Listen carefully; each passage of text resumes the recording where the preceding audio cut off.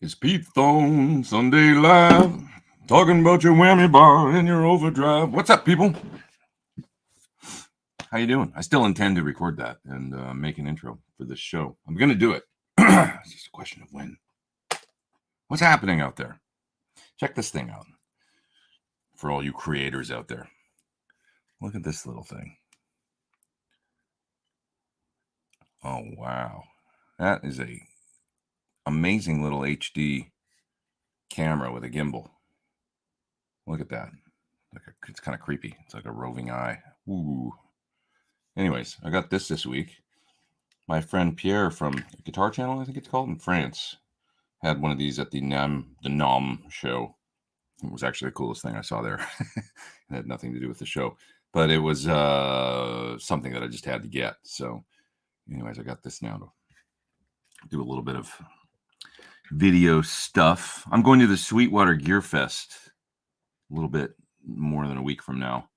I thought I'd just take that and my phone and done deal, you know. Much easier than carrying around. I've got this old camera, you know, an old like Canon, I can't remember, the AX33 or something, and it's a handheld, you know. And he's like, "Oh, you're so 90s."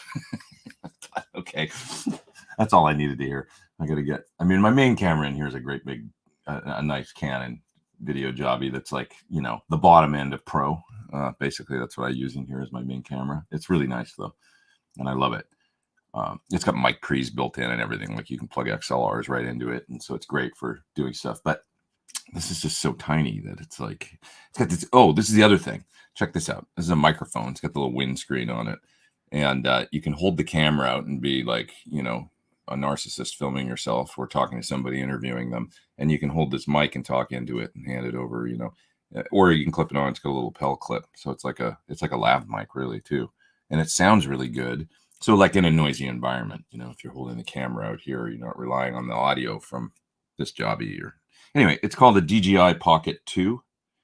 DJI Pocket 2. If anybody out there is interested, it'll do 4K 60p. Crazy. Put up to a 256 gig mini SD in there. It's sweet. Video looks great. It takes. Yeah. How much does that video thing cost for an ordinary citizen? If you get it with the mic and it comes with some extra accessories, it's $500. I think the camera is maybe $399 or something, maybe $400 just alone. So there's different packages you can get it with. You can get it with carrying cases, you know, like, hey, you can buy it off Amazon. Here you go. DJI Pocket 2. At this point, I should have gotten it for free, for God's sakes. Look at me. I'm doing a little demo of the thing.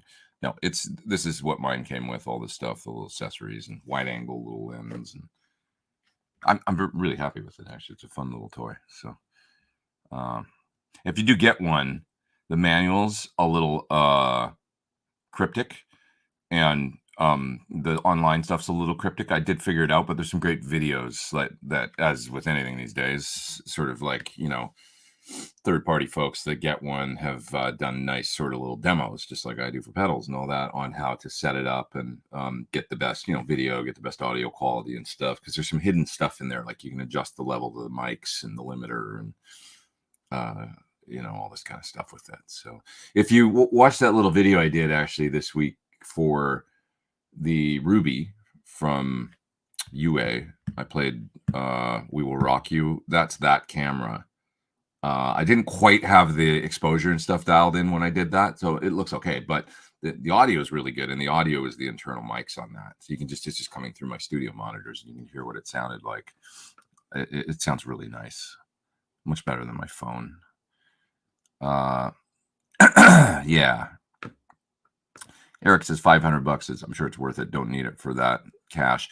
Yeah, I know what you mean, but I do I do this for a living, so it's just a tool, you know. It's a tax write-off, for God's sakes. Anyways. Yeah. Okay, what else we got here? We got Luis here. I hope I'm saying your name right, dude. From Brazil. What's happening? Nice to have you here. What else happened this week? Anybody see Britt Bowman on the Fallon show? It was Thursday night with Demi Lovato. rocking the drums. It's great. Rocking. She killed it. Great job. Great job, everybody. Last night, I saw Mr. Michael Landau at the Baked Potato, the Spud, here in Universal City, California. And it was fantastic. Mike was on fire, and it was awesome. And I love that guy so much. And his lovely wife, Karen, and their whole group of friends and stuff is really nice. So I had such a good time. I sat right in front of him. Yeah, he's using a really interesting rig. Not that, it's Mike could play through anything and it would sound like the best guitar player on the planet, because that's what he is. But he was using a 50-watt small box of some sort. It looked like a 68 or 69 or something. And it was down on the floor. And then he slaves it through his effects, his time-based effects, pedals in front. And then I think he's using a reactive load to slave. And he runs right into the front of another amp. It's kind of wild. And it sounds good. It's like, it was really cool. It was a little quieter than I'm actually used to hearing him at that place. But I guess that's the idea with slaving. I just wouldn't, it's one of those things you wouldn't think it would work, like running right into the front. He had a park head there. I think he's pretty good friends with Cliff from LA Vintage Gear. And anyways, he was running right into channel 1 of the park. So it's almost like slaving a plexi into a plexi or something. Maybe it's a JGM 45 style park or something. I don't know exactly, but should have asked him. He probably would have told me. But one of the things I'm so curious about is how he sets the EQ. I should just try it. I can do it here. I'll just give it a go and see, how it works. Because it's really interesting to me that he runs that way, he's been doing it for a little bit. I know he was slaving like a Badger into something else. Can't remember the amp. Maybe it's Dumble or something. Running right into the front end. Who knew? Interesting. Anyway, he was so great. Anybody go? Anybody in LA go? Any of you folks here? Catch any of Tone Talk today? Oh yeah, it was Doug Aldrich, wasn't it? I didn't actually. Yeah, I was messing around this morning and stuff, and that's right. Dave told me that they were doing it this morning because Doug's over in Europe, I think. So I missed it. I'll watch the replay. When you record guitar, do you double it and then pan it hard left and right? Sometimes, often, pretty often. I'm a sucker for stereo hard pan, wall of guitars. But I also really admire when people don't do that, like, Eddie Van Halen on the first record, or who didn't do a lot of that was STP, Dean DeLeo. Often would just be, even in the chorus when it came in. And in the 90s, I mean, people started, it was a lot of walls of guitars and stuff. And he kind of didn't really do that much. Maybe on the first record. When I think about the guitar sound on like Plush or something, I guess that's pretty wide. I don't know if it's double. Probably is. There's some chorus going on, and it's a very big guitar sound. But later on, like the tiny music, I think, and the songs from the Vatican gift. I forgot that title right. Vatican Gift Shop. Anyway, those records, the later stuff, you hear a lot of single guitars in like Jimmy Page style in each channel. Individual parts. And I always admired that. It's like, it's a real easy fix to go and, just like it is to beat detective drums, or to, I mean, I guess that's more extreme, but it's an easy fix to just go, let's just make a wall of this part. It's the chorus. It's the thing to do. But to not do it and still have the chorus kick in and be really big, maybe just one rhythm guitar on one side and another part on the other side, is cool. It's a little more challenging. Yeah. TCM says, speaking of Marshalls and cool amps, do you have any Dark Horse records? That's a great question for cool Marshall sounds. Permission Land is a great sounding, for sure. That's the Darkness. Ear Candy by King's X, the very first song called The Train. The first A chord that comes in, A to F change, is kind of a benchmark for me. It's a darker kind of dirty Marshall sound, but it's great. And he used a Marshall on that record, which was maybe I don't know if it's the first time, but probably I think that for his main sound to be going to Marshall, I think that was the album right after Dogman, and it's a bit of a sleeper. I mean, I don't think it commercially did, maybe what Dogman did even, but for me, it's fantastic. There's some really good songs on there, but yeah, that song, "The Train," just the opening chord, because it's in isolation, the sound, and you can really hear it, and that's like, man, that's a good solid Marshall rock guitar sound. Other ones, I mean, like the usual suspects, I guess. I mean, like some songs that maybe people don't consider like the biggest ones or whatever, but like "Let's Get It Up" by AC/DC. That's off For Those About to Rock. That guitar tone is it's amazing sounding to me. Both Malcolm's and Angus's.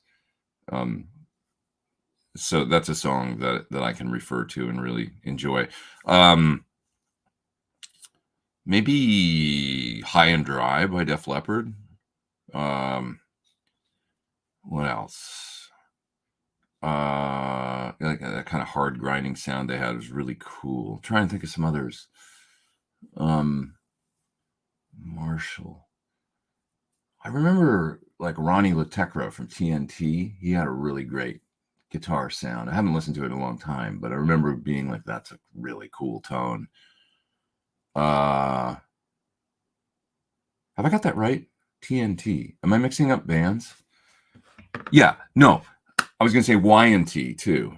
The guitar player from Y&T, he had some great Marshall guitar sounds. And TNT, which was Ronnie LaTecra, who was a crazy guitar player. I wonder what happened to that guy. He used to play this weird kind of like microtonal fret guitar that had frets in between frets, at times. But he also like ripped on a regular guitar. He was really good. I think he was a Marshall guy. What else? Yeah, those are some, start with that King's X song. This is so good. Really good. Yeah, what else we got here? I've been searching for a pedal that could replace my JCM 2000 when I'm traveling. Usually let the amp with a little bit of crunch and push it with my OCD. A pedal. Well, I mean, are you saying that you want to use it direct or that you want to use it into an amp? Because that's the only thing, the Iridium has, pretty good plexi kind of thing going on in it that you could set for just a crunch and then hit it with an OCD and go right into a PA. So that's one choice in that sort of department. What else could you use for that? Is that what you mean though? I just wonder, maybe ask the question again, like if you want to go direct or you want to go and do like a rental amp or something, because then it would be the usual suspects, the Friedman small box or BEOD or a Sir Riot. Some of these, different sort of Marshall in a box pedals. The Engine from Dry Bell is a great one that also has a built-in Rangemaster style boost in the front end. I love that pedal. Just great Marshall-y stuff. Yeah, Victims of the Future by Gary Moore. That's a good album. Gary had some great sounds. Kim Mitchell had a great Marshall tone. It still does. Love Kim. Kim's got a PT-15 now. He's rocking it.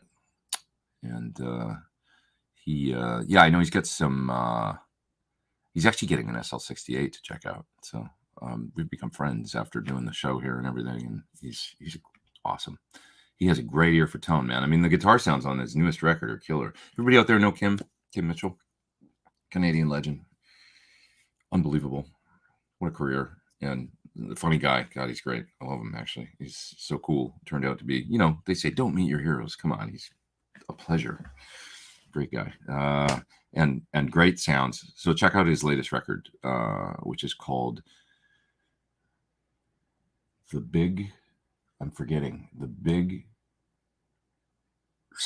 what is it? What's Kim's latest record called? It's right on the tip of my tongue.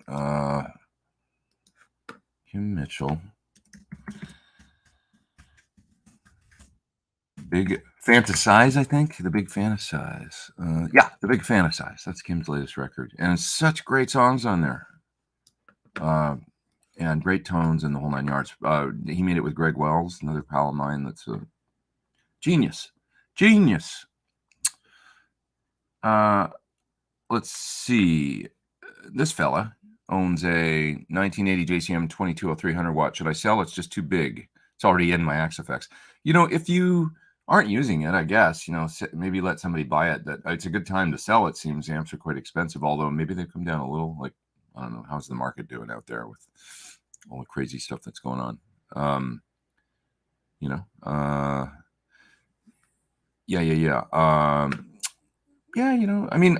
There's options to use it still. Like if you've got a power station, and you can load it down, or a reactive load, and you can have it at, most fart volume if you want to. So it just depends,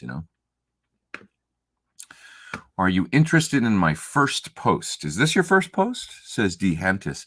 I can't read them all. Unfortunately, if you're familiar with my show, you know that I tend to ramble on sometimes. Ramble on! And I go on and on and on about certain things, and I miss things. So it's okay to repost them, but don't get mad at me. Off topic. Don't get mad at me. Don't get mad at me. I'll do the best I can. Just ask again. The questions come in fast and hard, and I don't always get to every single one, but you can ask again, and then I will if I can, or I'll try. And it's all a big happy family around here.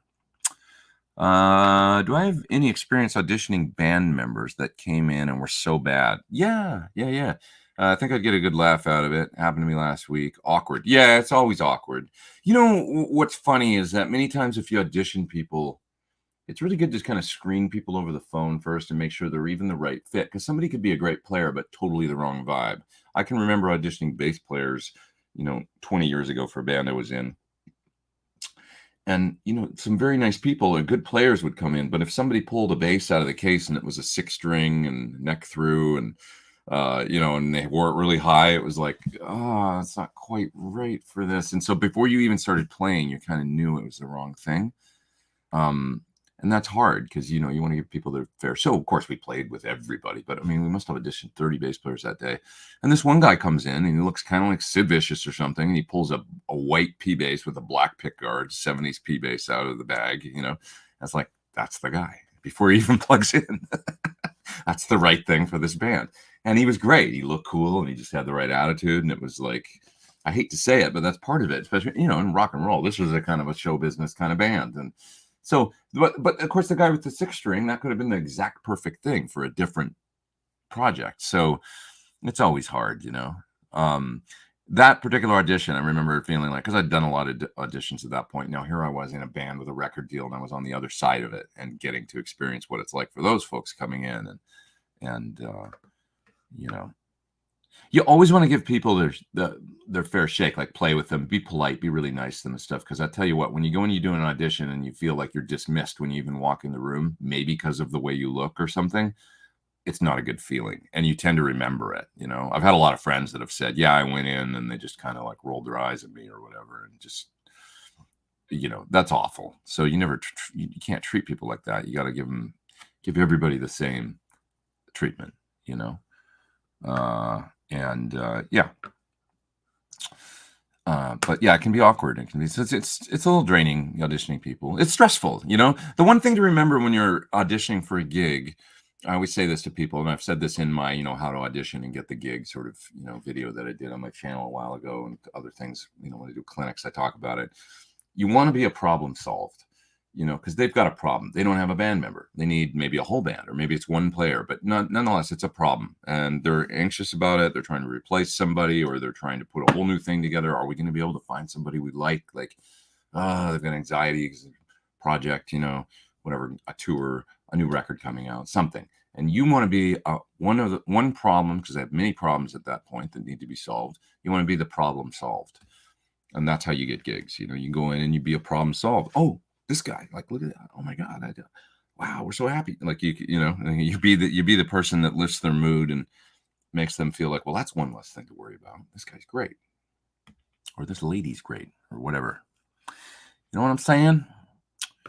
Do any of these new universal audio amps and pedals do a Marshall thing? They actually didn't bring out a Marshall. It's more like a, let's see, the Dream is a Fender, the Ruby is a Vox style, and then the Woodrow, I believe it's called here. Is that right? I'm looking at it. So, it's more like a tweed, I think, Fender. So there's a couple different Fender sort of variations, and then but you know, I know Santiago there is at UA is a major Marshall fan and stuff, and so that'll probably be coming down the pipe at some point. As you heard maybe from my video, if you watched it, you can get a great dirty, you know, an AC30 is no slouch. And actually, they actually have 3 different speaker models in the pedals, you know, because they've got speaker simulation. So there's a silver, a blue, and then a greenback for the AC. So if you boost the AC and set it a certain way and use maybe the greenback, you could probably get pretty good, you know, crunchy Marshall territory. I would say I didn't really try and do that with it, but you know, it sure sounds good for the Vox dirty thing. With for those that don't know, it's got all 3 channels of an AC30: the Vibe, the normal, and the bright. And there's a boost option that you can turn on each channel. And the boost for the normal channel is a Rangemaster, so it does the Brian May thing really well. I think that sounded great. Yeah. Yeah. Paul says that he hasn't cared for Mesas since '95, but John Petrucci's JP2C amp is a really nice amp. Yeah, you know, I'm sure he came in and probably helped. This is where artist signature amps can be good, I think, because, you know, a company can go down a certain road, like a direction with their stuff, but with a little bit of guidance from an artist, I feel like it can help them make real world products that players really appreciate. Because of course John's going to come in and go, well, it should do this and this and this, and I want it to be like this for my thing. And that's going to work for a lot of other people if an experienced player is saying that, you know. Companies, designers, you know, they get in their and rightly so, you know, they get in their own head and they want to bring their vision to life. They're like artists in a sense, you know. What's Mesa's thing? Art through technology or something. That was in the 80s, at least. That was their art in technology or something, you know. I think that's the way, you know, Randall saw it, is like, you know, design is like art, and that's really cool. But it's always good to have some real world feedback from the folks out there, and that's where, you know, people are like, oh, signature gear. Well, no, signature gear is pretty cool because, like, you know, it helps to, you know, get the job done for people that are out there doing it, you know, get some feedback from people actually, you know, on stage. You know, like moving forward, for example, with the PT, you know, in the amps that we do and stuff, I've sort of insisted that all the knobs are on the front, for example, you know. Like, don't want the return master on the back of the amp, which the 100 has. We did it back then because it was based on the OD100 platform. I've gotten used to doing it, but moving forward, would I do that? No, that would be like one little thing where it's like, no, we shouldn't do that. And it should always be on the front, because who wants to reach around and adjust that, you know?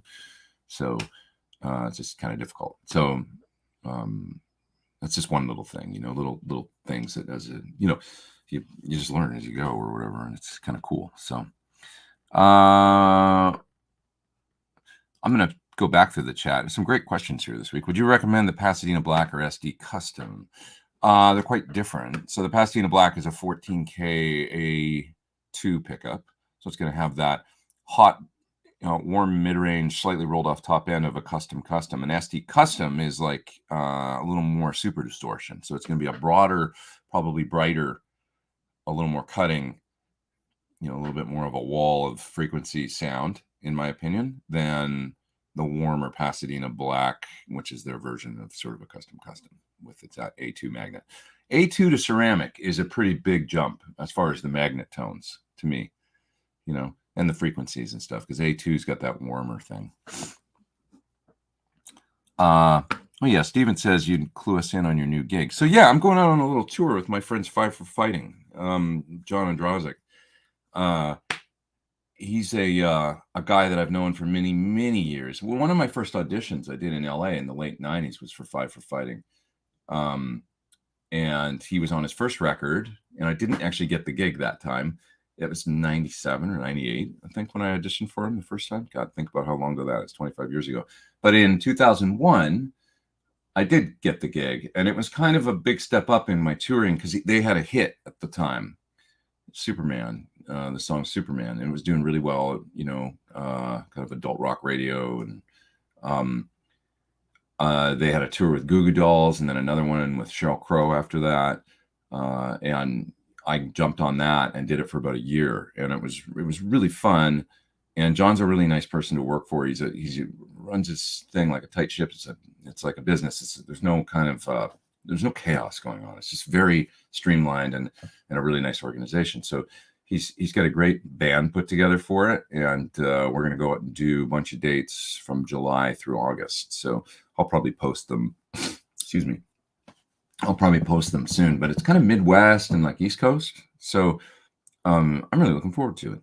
It's gonna be a lot of fun. 20 years since I've toured with them, and nice to kind of, like I said, one of my first real good touring gigs. This is like coming home a little bit and doing a nice little jaunt with them. So it's gonna be great, I think. So check it out. Come out and see the show. Let's see what else. Oh, here's a question for TCM. Haven't checked out the new UA stuff, but how well does it do with treble boosters? So you could hit it with a treble booster in the front end, but it's already got it built in. So you kind of don't need it, It really does the sound really well. The only thing it doesn't quite do is, the roll down, I don't think. I haven't plugged a guitar cable directly into the Ruby.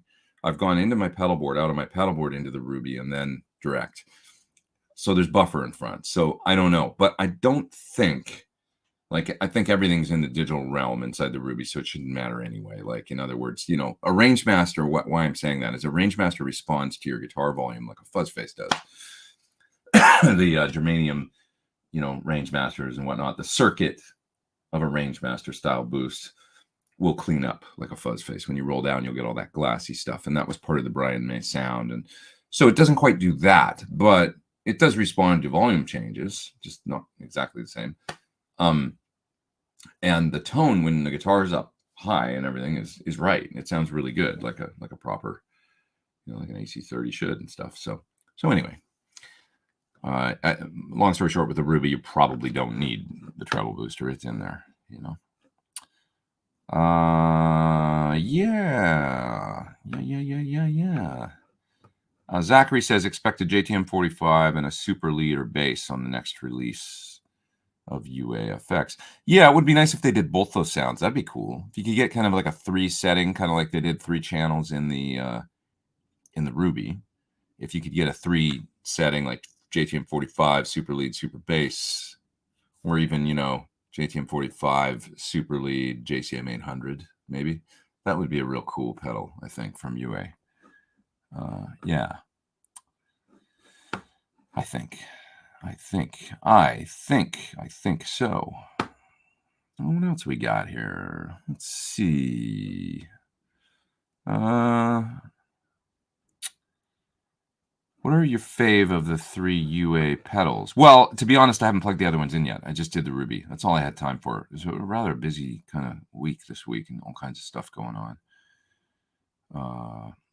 Yeah. Greg says he's going to come to see at the Atlanta Metro on August 6th. Awesome. See you there, my friend. We're going to rock. We are going to rock.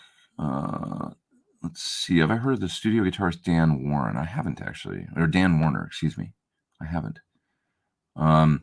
If you can only pick up one UA amp pedal, which one would you get? Well, it depends what you want to do. I would say probably the most versatile would be the Dream, the blackface one that you could run with pedals in front as you would a Fender. So if you want one that's kind of a core amp tone, that would probably be the way to go. I haven't even really looked at this one. I haven't plugged it in, but everybody, I know what it's going to sound like before I plug it in. The speaker, you can get a few different, the Oxford and the, God, my eyes, man, I got to get my reading glasses. What do we got here as far as boosts go? Oh, no, MIDI. It would be helpful if I could read, but I can't, and the light's kind of dim in here for the video. So lean mod. Oh, I see. It says mod. Okay, so that's you can do the kind of a modded Fendery thing with this switch right here, and switch in and out of mod, reverb, bass, treble, boost. So it's kind of like having I think it's supposed to be kind of like a deluxe or something that then you can hit at the front end and maybe click in a couple mods and stuff. So this one, as you can imagine, Fender kind of that you can boost. I think probably the Ruby might not be as versatile with pedals just because it's a bit more of an AC30 top boost thing. On the main channel that probably most people would use in the Ruby is the top boost channel. That's the kind of the one that most people grab, the normal with the treble booster. Well, that's the Brian May thing, but it's that one trick pony, when you do that. The vibe is kind of it's a very specific thing that you might use for certain things, but that's it. So we're talking about the top boost channel. Hitting that with pedals in the real amp, an AC30 top boost is a little more finicky with pedals, generally speaking, than a Fender style, which is a little more neutral and stuff, I think. So that's why I say probably if you can only get one, unless you want specifically that Vox sound, which is a unique sound, probably if you can only get one, you want it to be versatile, I would say the Dream is the way to go. And the other one's Tweed, so it's going to be a little darker and dirtier. So that's why I'm, once again, drifting towards the kind of the median one. To me would be the Dream. Corey with a super chat. Thank you for the super chat, my friend. I appreciate that. We are due for some coffee beans around here, so that's going to help. I have a 15-watt Egnator tweaker head with a 16-ohm 75-watt cream back. Is having too high of a wattage speaker a detriment? Not really. The only time that it's a detriment, I would say, is if you're specifically looking for a certain sound where pushing the speaker hard is a thing, Otherwise, it's generally speaking pretty preferred, I think, to have a relatively, Jim from Scumbag used to say, you want to have a speaker that's double what your amp is rated for. So if your amp's 50 watts, you want to have at least 100 watts of power handling with your speakers. A 212 with greenbacks, 225s, right? Oh, sorry, a 412 with greenbacks. That's what I meant, 420. You want to have a 100-watt cabinet with a 50-watt amp. That was always his thing. Celestion, they said no. I asked them about that, and they were like, yeah, our speakers are kind of conservatively rated for the way we build them. So, you're cool running 25 watts into a 25-watt greenback. But I would err on the side of Jim, probably just to be, have a little more leeway there. A super hard push speaker is not necessarily the greatest sound that you want anyway for certain,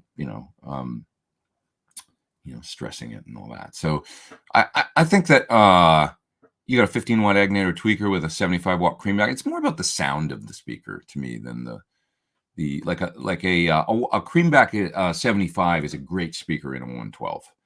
It's a very full speaker that has a nice, top to bottom kind of thing. It's got more sparkle than a greenback, so for like cleans, and it's a more versatile speaker than something like a greenback or a blue, which is a great sound. It's just a bit more of a thing, An all-rounder. When I think of all-rounders, I think of, the creamback. Or the Dave Friedman really quite likes the 150-watt redback, so even double the power of that guy, the redback. And Jamie Kime was telling me he likes that speaker too. So, yeah.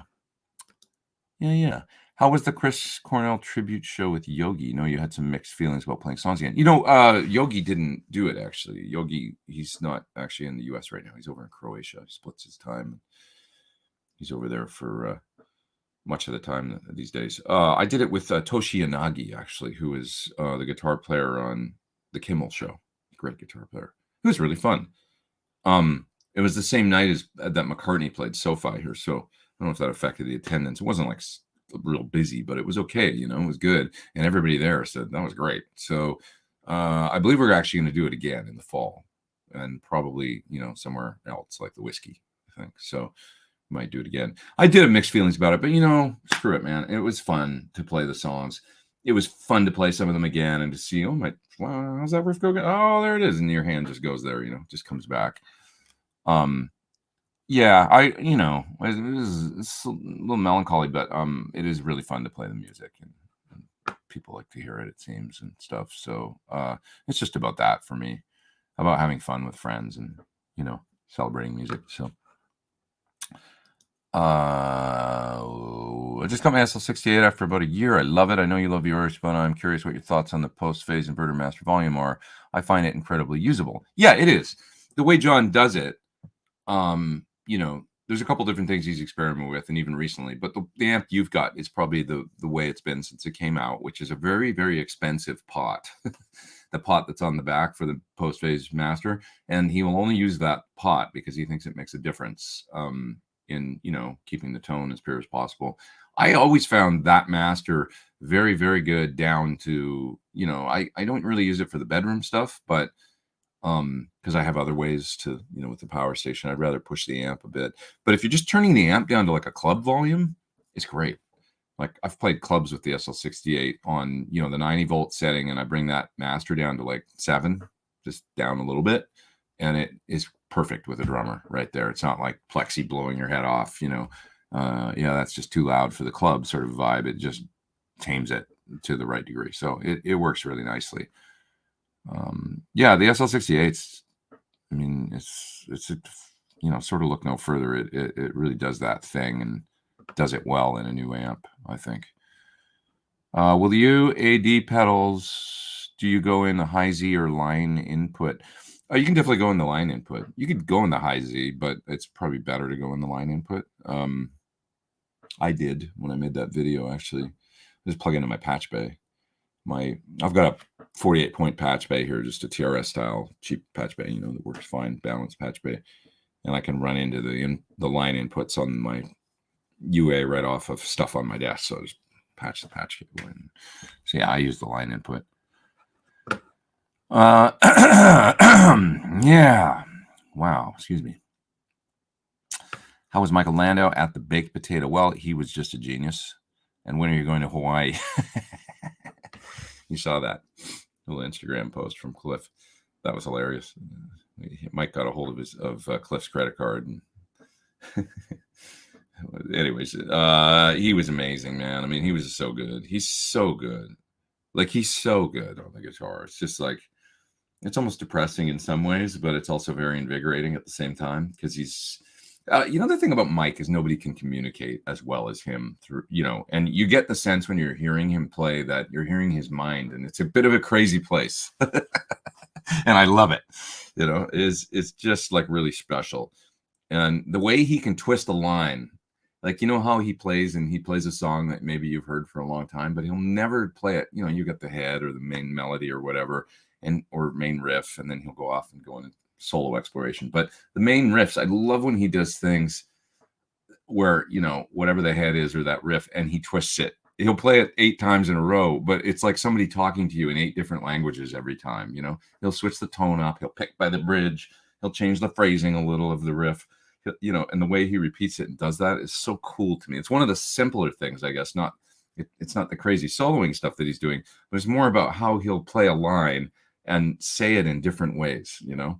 And his vocabulary is so vast with that. Like the palette that he paints with is massive, you know, with the tones and the way he's such a master of the hands on the guitar, but then also the tones, you know, the way anybody that's seen him knows what I'm talking about. But the way he works the expression pedal, the volume pedal, and makes things really loud and then really quiet, and then, like, you know, all of a sudden ramps up the delay or reverb or whatever, so it's crazy, and then cuts it right off, you know.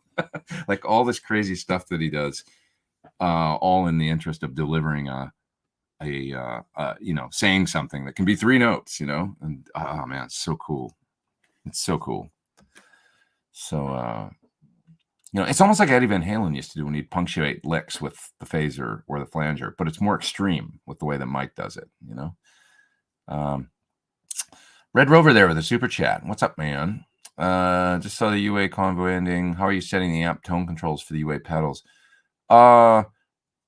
When I used the Ruby in that video, I just kind of, well, actually, I wasn't using the tone controls, because on the Ruby, it's just like I used the normal channel with the Rangemaster boost into the front end. And then the tone controls aren't active because it's just like the normal channel on a AC30. So, although, okay, so I did a video. This is something I haven't talked about yet. The Andy Timmons Halo delay. Anybody check that out? I just put that out yesterday. 2 days ago. 2 days ago. And Great sounding delay pedal, and I used the Ruby in that for the main clean sound. Now that was the top boost sound on the Ruby, and I would have the treble. I had to set it kind of like I said a Vox, the treble on 5 or 6, the bass on maybe 4, and the cut up just a little bit, maybe at 9 o'clock kind of thing is where the cut is. That's how I always use like a, this is an AC30 basically, this amp right here. So this has a mid, which an AC30 doesn't, but Brian added it. So to get it to be like you kind of turn the mid on 10 is sort of the thing with an amp like this, that where you add a mid, because in an AC30 it's sort of like the mids are on 10 in a real one. You can see I've got the cut on 930, just like, oh, look at it, set basically exactly like, this is how I set them. The volume on about 3.5, the treble, or let's call it 11 o'clock. Treble's on like 1:30. The bass is on about noon or just a little more on this one, and the cut's on about 9 o'clock. That's how I generally set up a top boost channel. Your mileage may vary, but that works for me, generally speaking. So I would probably do a similar thing with the pedal. What amp did Landau use this time? It would look like it was a 50-watt small box, I would say. I wasn't 100% sure because it was, he had it on the floor. But yeah, it was a small box Marshall plugged into the top left input. And then he came out of that into a Park. He was slaving into the Park, though. He's been doing that lately, like slaving. I think he's using the reactive load. So he runs all his time-based effects. I think he's using reactive load. He comes out of the 50-watt head he was using last night, the little plexi, into reactive load, and then into his, like timeline. And he's got, his post effects and a volume pedal for the post, so he can vary the level going with the volume pedal into the slaved amp. And that was right into the front end of the Park. And this is the part that I would just love to, for 5 minutes, be able to see how he's got the tone controls set and stuff. Because I'm not one of those guys who goes up and looks at his amp, his pedal board. God bless you guys, but the gear geeks, they run up to Mike, see when they take pictures of the board, what's he using? I don't do that, but I am interested. I'm not too cool for school. There's some things about this stuff where it's like, like I like to. The mystery is kind of fun. Not knowing is kind of fun too, even though it's part of my. That sounds contradictory because it's what I'm doing here. But there's a fun thing. There's a fun thing with Mike where there's part of me that doesn't want to know what's going on because it makes me feel like I'm 11 again and I'm experiencing guitar for the first time and getting my mind blown. That's what I like about Mike so much, is he reminds me of that. That's the direct path to that, is watching him play, and it makes me feel like I'm watching something I don't understand. Which with guitar is pretty cool. If you right, that's the thing. How you get older and you learn. I see what he's doing. I know what's going on. Yeah, I got that. It's not as exciting when you know what's going on. It's like going to a new city. There's a magic thing that happens when you visit a city like Tokyo, where you're like, oh my God, it's overwhelming. It's amazing. It's like going to outer space in some city on another planet. It's incredible. And then after you spend a bunch of time there, that gets diminished a little bit, but you don't want that to go away. So, yeah. So I love that about Mike. I like not knowing, a little bit. How critical is having a high Z input on an interface? Thanks, Todd, for the super chat. I see many acclaimed ones have instrument input, like my PreSonus. Well, most of them will have an instrument input because they, part of the thing is, a lot of people use plugins for guitar and amps these days. Guitar and amp, bass amp, I should say, plugins for guitar and bass. Am I saying? Is there something wrong with me? Am I having a stroke? A lot of people will use plugins for guitar and amplifier simulations these days, which makes a high Z input really useful. That's what I'm trying to say. What a master communicator. So it's beneficial in just about any interface to have that. That said, if you're running a buffer, let's say you're using a Boss pedal tuner in front of your interface, you can plug it into the line input and it'll work. Generally speaking, if you plug into the line input right out of a guitar with just a cable and it's not buffered or through true bypass pedals or something, it'll generally sound weird. It'll sound kind of dark and weird and loaded down. Not good. But if you use a buffered pedal, you can plug it in the line input. It seems to work fine, generally speaking. So, it's just the impedance of of a Heise input is, you know, it's sort of designed on most of these interfaces to be just like what an amp sees, you know, generally your average guitar amp. So does Michael still use an Arian chorus? You know, I think so, but once again, I didn't look at his board last night, so it sure sounded like it. If he's not, it sounds the same. You know, he hits it, that heavy mod sound that he does sometimes. It's great. Yeah. Okay. Let's see. Can you show us your signature Sir guitar? You know, do I have it here? You know, I don't actually have them here. Because I played a gig the other night. That's right, and I left them at home. So sorry, I can't actually. I have my my previous version, but I don't have the new version here. Yeah, I left them in the hallway at home. I played a little interesting song showcase with a great artist named Daniela the other night up in Ventura. It was a film and television licensing kind of event with, you know, I guess it's probably music supervisors and people like that put songs in shows. God, she was such a good singer, and a couple of great songs that she'd written that we played. And it was just like 2 songs from every artist, and it was a really interesting event. It was like, it felt very throw and go, and nobody cared about that. It was like, okay, like, and I just kind of, I took my, you know, what I took was a quad Cortex and my little Princeton 110 and plugged with some effects on the quad. I just used it for effects running into the front of the Princeton. And we literally didn't have a sound checker. And we literally like just put the stuff up and kind of like, boom, boom, boom. Okay, okay, here we go. We started playing. No drums. It was piano and bass, just going DI right into a DI, and it was like open mic almost. That's what it felt like, doing an open mic. Just get up and start playing the song, and it was cool. And she brought the house down because her voice was so. She played acoustic and sang. It was amazing. But anyway, I don't know why I took 2. It was like 2 songs, but you know, I was like, I gotta have a backup in case I break a string the first 10 seconds in. I guess that's true.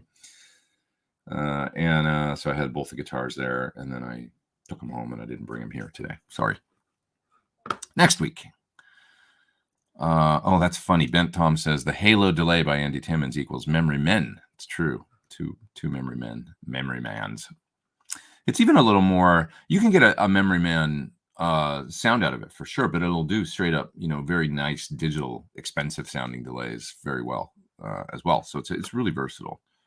Great pedal. For those that didn't see it, I did a little video for this Halo pedal from Keeley, and it is just terrific. So a really great sounding delay that does Andy's delay really well. You know, he's got a kind of thing that he does. I think it's actually a quarter and a dotted eighth. That's his delay sound, but maybe it's a quarter and a triplet. I don't know. I'm not sure.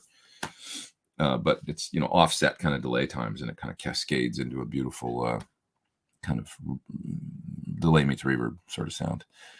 I want to fry a PS100, but they're all back ordered. Should I just get the PS2? Do they sound different? They do sound a little different. PS2 is still really good. If you could get one for a great price, I would say good, you know, cool. I do appreciate the added things that the Power Station gives me, such as an extra channel. You know, the Power Station has 2 volumes, 2 sets of presence and depth controls that you can A/B between them. So that's nice, you know, if you're going to use it live and you want a solo boost with like a plexi head or something, you want to get a little volume bump, there it is. And that's a pretty nice feature. And the effects loop is great in it too. Did the PS2 have effect loop? I just don't remember. I don't remember. I think it did. But anyway, the tone also, I think, is maybe even a little more transparent on the new one, although it was really good on the PS2 as well. So, you know, your mileage may vary. Pick what you think, but yeah,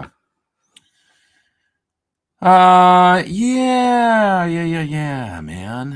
What else we got here? Let's see. Love Princeton, says Southbound Suarez. Yeah, little Princetons are great, man.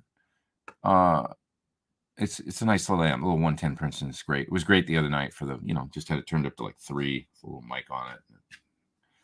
I love that little thing. It's just good sounding little amp.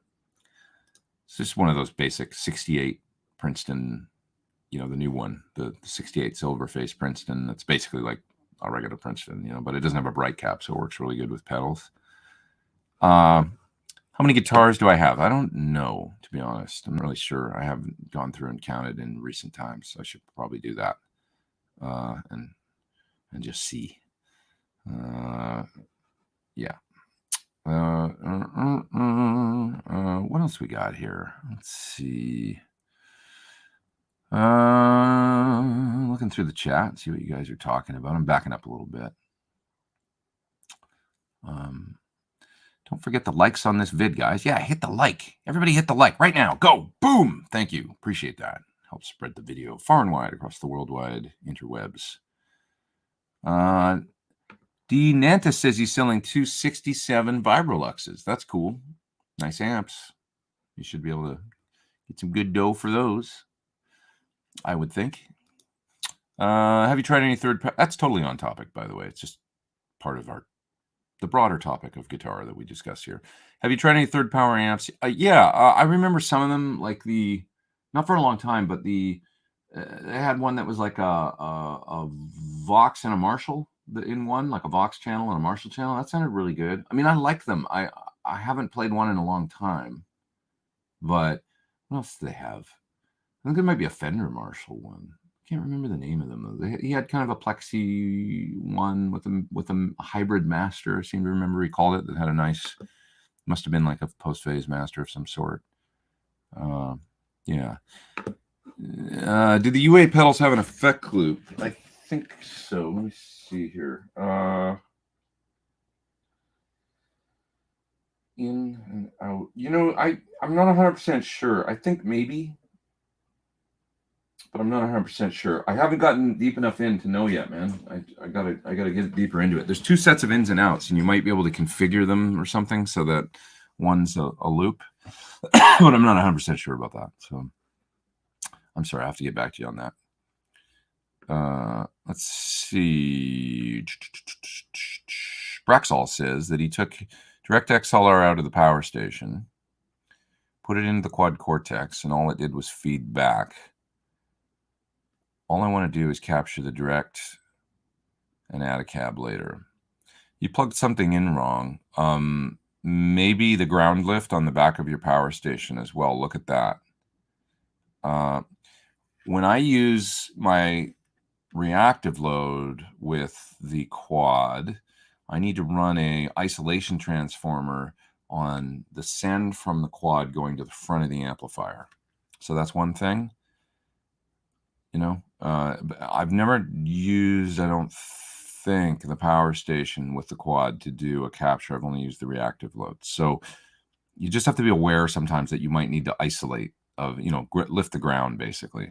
And so, you know, you're going to run on the quad, you're going to run the capture out, I think, output. You're going to plug your guitar into a different input than usual on the quad, and it tells you which one. It walks you through it. Then you take the capture out to go to the front end of the amp. And generally, I will use an ISO transformer. I have one here I can show you, I think. I have multiple different ones. I've got a cable right here that has it built in. This is one I recommend. It's pretty readily available that you can get for cheap. It's a Samson. So this is an ISO transformer. It's got a little switch there. It says lift. So this out of the quad cortex, you're going to run, you know, in here into that combo jack. You're going to lift it, and then you're going to take the output and run that into the front of the amp. That could solve the problem. Then it's going to be speaker out of the amp going into the power station, speaker in, and then you take the line output of the power station into the input of the quad cortex that normally you would plug the guitar into, right? And if that is squealing, try the ground lift on the back of the power station and see if that solves it.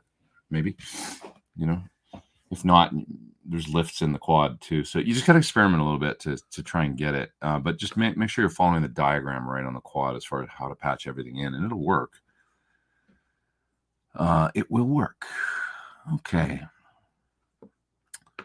I know you've done a lot of Van Halen stuff. What's the chance of a tribute album with artists like Nuno and Phil X? Geez, I don't know if somebody's planning that or not. it doesn't sound like that would be something the family would do at this point. So it would have to be an independent thing. Somebody would have to spearhead and feel like doing, I guess, you know. Love your 2 Notes Blackback cab. Thanks. That's my Dyne IR package for the fantastic 2 Notes stuff. Only thing I use now. The way it responds to amp setting is like no IR I've used. Thanks. The problem is I don't know how to source some real ones. I know they're great speakers. I have 2 412s with blackbacks, originals, that I treat fairly, you know, like one of them is my main studio cab, and I don't beat it up too bad. I've got the power station running on the way to it, so I'm always dropping the volume on the way to that cab, so it's attenuated and not, you know, I turn it up so it's healthy, but it's not, it's probably the equivalent of getting hit with 25 watts or something like that, you know. They're such good sounding speakers. Honestly, they're my favorite. They're a little more aggressive than the Pulsonic Cone to me. They're a little more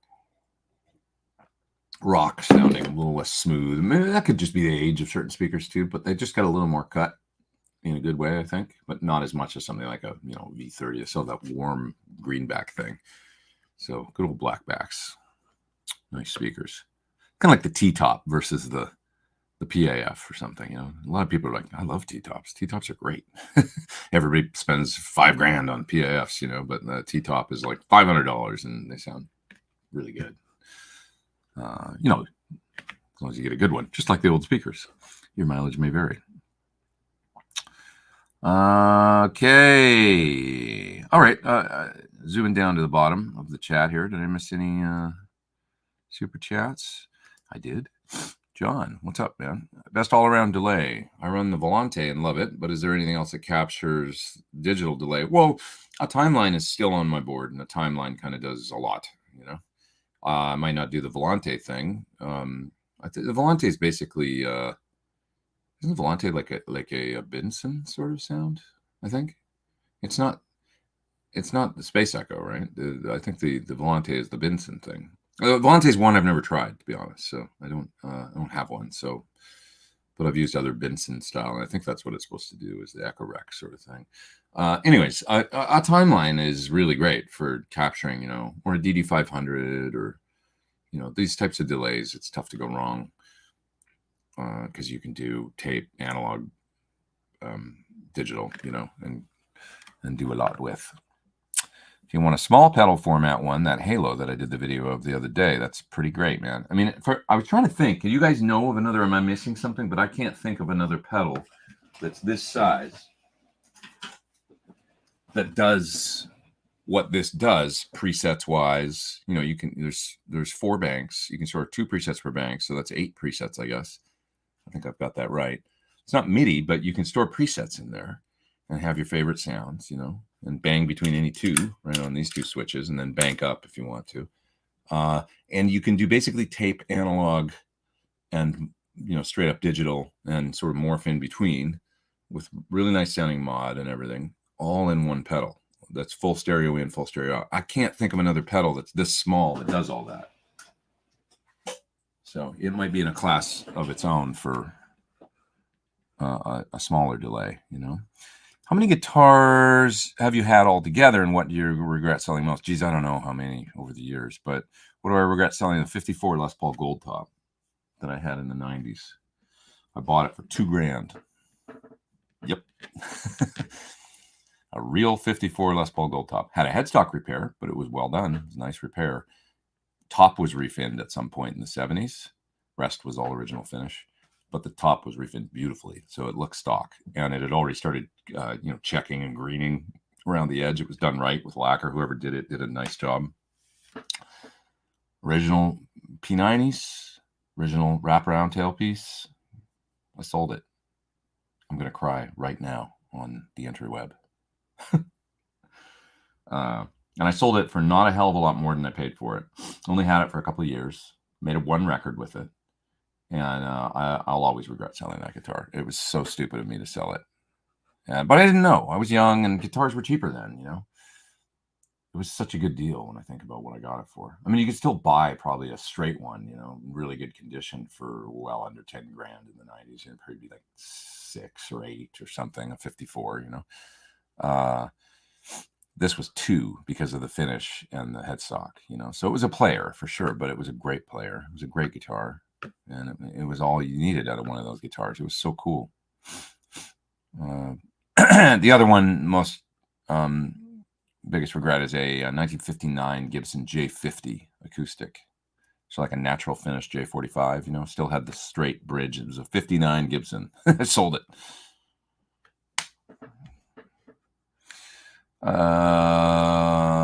Do you think with digital rigs that some sort of digital rack setup will start to get more popular? Preamps and power effects and enclosure you can wheel around. Well, if you can carry it around, that beats wheeling it around. And that's why I don't think pedal boards are going away in favor of racks again. You know, rack is always going to be there to some degree but you know, if you have a separate floorboard and a separate rack, now you got 2 things to carry. What if you can do it all in one? And I think most guitar players these days, especially younger guys, are more interested in just carrying around a smaller amount of stuff, right or wrong, you know. And I appreciate the convenience too, you know. I do. The older I get, it's like, you know, a lot of things just these days, it's like, even the tour that I've got coming up, I got to think about my rig, because I think, you know, it's kind of backline fly stuff situations sometimes, and it's like, okay, how do I? And also, I don't know what the crew situation is, so I want to make it easy on myself, you know, and that's a big part of the consideration, you know, these days. And so with the advent of, you know, we'll see what happens. I mean, given my druthers, I've got 2 PT100s and a couple cabinets and my pedal board and a full-on thing, you know. If it's a smaller rig, it's the PT15 and my pedal board. If it becomes about fly stuff and getting places, and now I'm like, okay, let's quad cortex it or something, you know, because I just don't, you know, I know people that fly around heads and stuff on planes. Ugh, I don't like the idea of throwing amps, you know, and then you get to the gig and maybe the luggage doesn't get. Airlines are terrible these days. So it's like the thought of getting there and the amp not arriving, or and you've built your rig around, you know, so flying amps and stuff on planes, because I can fly a PT15. I mean, I've got cases for it, but tubes getting thrown off the thing onto the, you know, you're only as strong as your weakest link, right? So, you know, there's these occasions where it's just like, well, and you know, the thing is, the kids these days, man, those kids these days, they're just showing up and plugging their USB into the backline camper, you know, and it's like, that's how they do it. And it's like, they don't even think about it. It's not like it's an option to use something. It's like, oh yeah, well, it's camper, it's great. I'm plugging in. Here's my rig, my USB stick. Load in your things. So there's all your sounds. Or they fly with the floor pedal one, you know. I mean, that's just a lot of how things are done these days. So,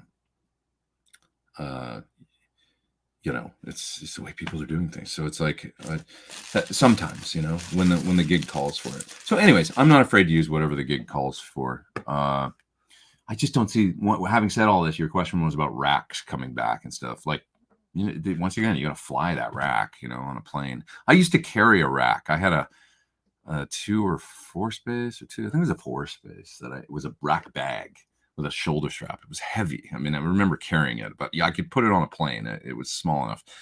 And I used to carry that thing I had a rig with let me see, it was a MPX G2. What the hell was the preamp? I had some kind of preamp, and I had an MPX G2, and I had a Mesa 2020, like stereo tube power amp.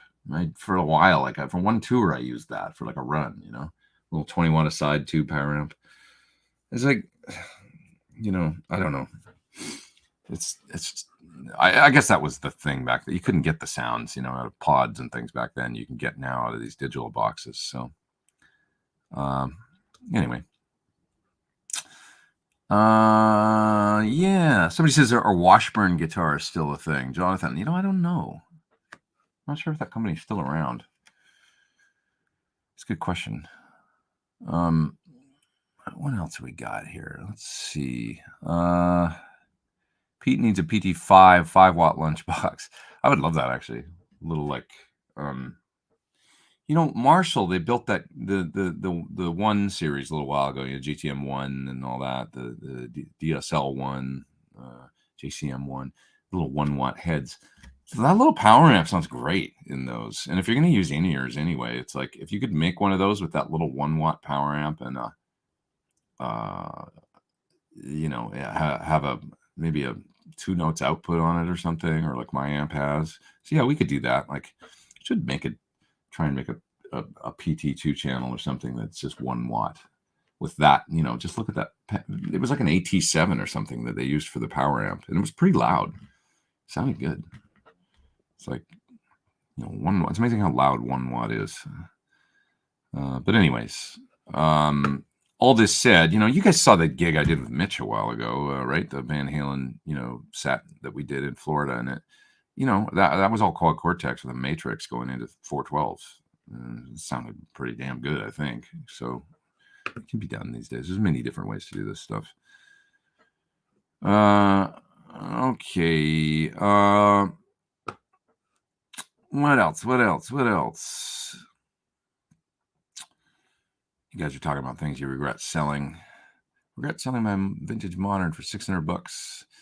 Yeah, it's hard, man, selling stuff, and then you're like, why did I do that? 75 YBA. You're a warrior. Those things are like tanks. I can see it in your avatar there. A great sounding amp, though. Carrying a rack. Yeah, I used to carry it. I thought, this would be great. I'll get a carry-on rack, and then because I didn't trust flying it with it, so I would carry it. But it was heavy, man. It was still heavy, even though it was allowed in the carry-on. It was, and you got to put it through the security, and they're like, "What the hell's this stuff?" Like all the cables and the electronics, and they didn't like that. So, but I did it for a while. Christopher, thank you for the super chat, man. My 1990 American Standard Strat has a 94 EMGS set. Noticing some hum now, all positions with heavier drive. This would be a good thing to have a tech look at. That's kind of a John Suhr question, like what could be going on with it causing the hum. If it's not been there before and then it showed up all of a sudden, it's interesting. Something to do with the preamp or something. It's a good question, but it's a little above my pay grade. But are your EMGs completely silent? Relatively silent, but not completely. I have to sit a certain way, and then when in my studio, if I sit this way that I am right now with the guitar like this, I can get a relatively quiet humbucker position, but single coils is 90 degrees right here for whatever reason. But the EMGs, it's right here, the humbucker and the singles. And then I can get, if I sit at just a certain, in the studio where I've got some RF going on in here, and it's always bugged me. With the EMGs, if I sit in a very specific position, I can get it to be quiet, like pretty much dead quiet, The quietest active pickup I've used are modern high gain Fluents.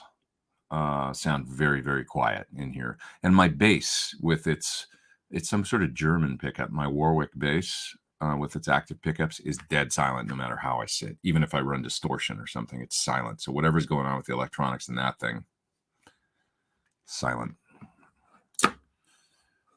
Thank you for the super chat. I don't know if that was helpful at all. Are there plans for a PT40? We're working on amp stuff now, yeah. And we're working on a bit more lately, actually. So everything I just said, keep in mind, we're still doing amps. We've got a cool design for an amp brewing. Can you get John Suhr to come on the show again? I would love to do that. He's actually taking about a week off. He's got a little summer vacation, so... yeah, I'd love to have him on one of these days again. Let's see. Waiting for your new signature, sir. I have your humbucker model. Thank you, sir. Thanks, Jeff. Appreciate that.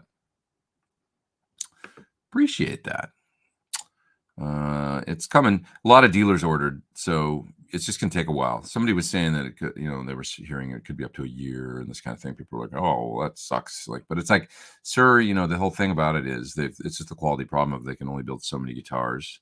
A lot of orders, and we'll see how long it takes. I don't know, maybe sooner than that, but they do the best they can out there, but they just won't compromise. That's the thing. They don't source anything out to other factories. They don't, the most important thing there is making it in-house and doing it exactly to their standard. So part of the cost of that is time. And it's better than having a substandard guitarist, I think. Fast rock guitar a la Philex, Eddie, and Thorn. is harder than fast neoclassical shred. Changed my mind. Harder.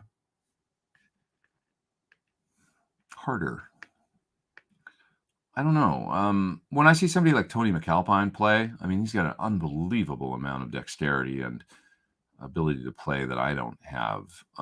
This is, this is my first world experience of having to do a dual guitar solo with him on tour in 2016, where, our boss, Polnareff, was like, you guys got to do a guitar solo, like a guitar battle. And I'm like, you want me to do a guitar battle with Tony McAlpine? Really? Thanks, Michelle. No, I love him. But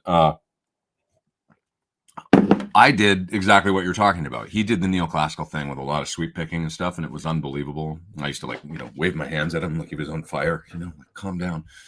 And I had a little bit of a, an act with the whole thing. But I did my thing, which was more like the rock thing. I was like, okay, I'm going to do what I do then. I came up with a Brian May sort of, delay, where it sounds like you're playing twice as fast as you are. So I cheated. And then I also did some, some Eddie-esque licks, like climbing up the B string and the E string, like fast picked hammer-on stuff all the way up, and then tremolo picked, and did whatever I did. I can't remember exactly what I did, but I did my thing. And they were a nice contrast, I think, actually. They ended up working out good. We were both ourselves, and we ended up coalescing together with a harmony part on the end of Smoke on the Water. So we came in. He would kind of, the gag was he would kind of shred my ass on the last, way through with all this crazy stuff, and I would just be like, what am I going to do now? And then I would start playing Smoke on the Water, which made the crowd go insane. It was like, that was Michelle's idea. He's like, play something, you got to play something they know at the end that'll, and I was like, Smoke on the Water, really? So but I did it. And in France, it was like the crowd went insane when I would go into that riff. And I was like, wait a minute. One festival we did it at, I think it might've been the first time we did it. There was like 60,000 people. And you play Smoke on the Water in front of 60,000 people, they go nuts. And it was like, this is awesome. Everybody just went crazy. I was like, well, this really works. This is why I'm Pete Thorn, why he's Michelle Polnareff, because he's got the rock star ideas. It was. You learn something on every gig, but it was a brilliant idea. And then we would play the in harmony at the end, and it was back-to-back solo or whatever. It was really fun. It's on YouTube if you want to see it. But I would say what he does is harder. Although he didn't find it hard. That's the interesting thing. I remember actually asking Tony, like, is that hard for you? Like all that stuff you're doing on a 7-string, like just, and he'd go, what do you mean? It's not hard. And he'd be like, why would I want to go on stage and play something that was hard? Like difficult for me to do. I want to have a good time. So it was just part of his playing. But we're also talking about a guy that could play, ripping harmony solos on keyboard and on guitar at the same time. One hand on the board, one hand on the guitar, and he would harmonize. It was like he's not of this earth. It's like a different sort of level, and he didn't find it hard. So there you go. Okay.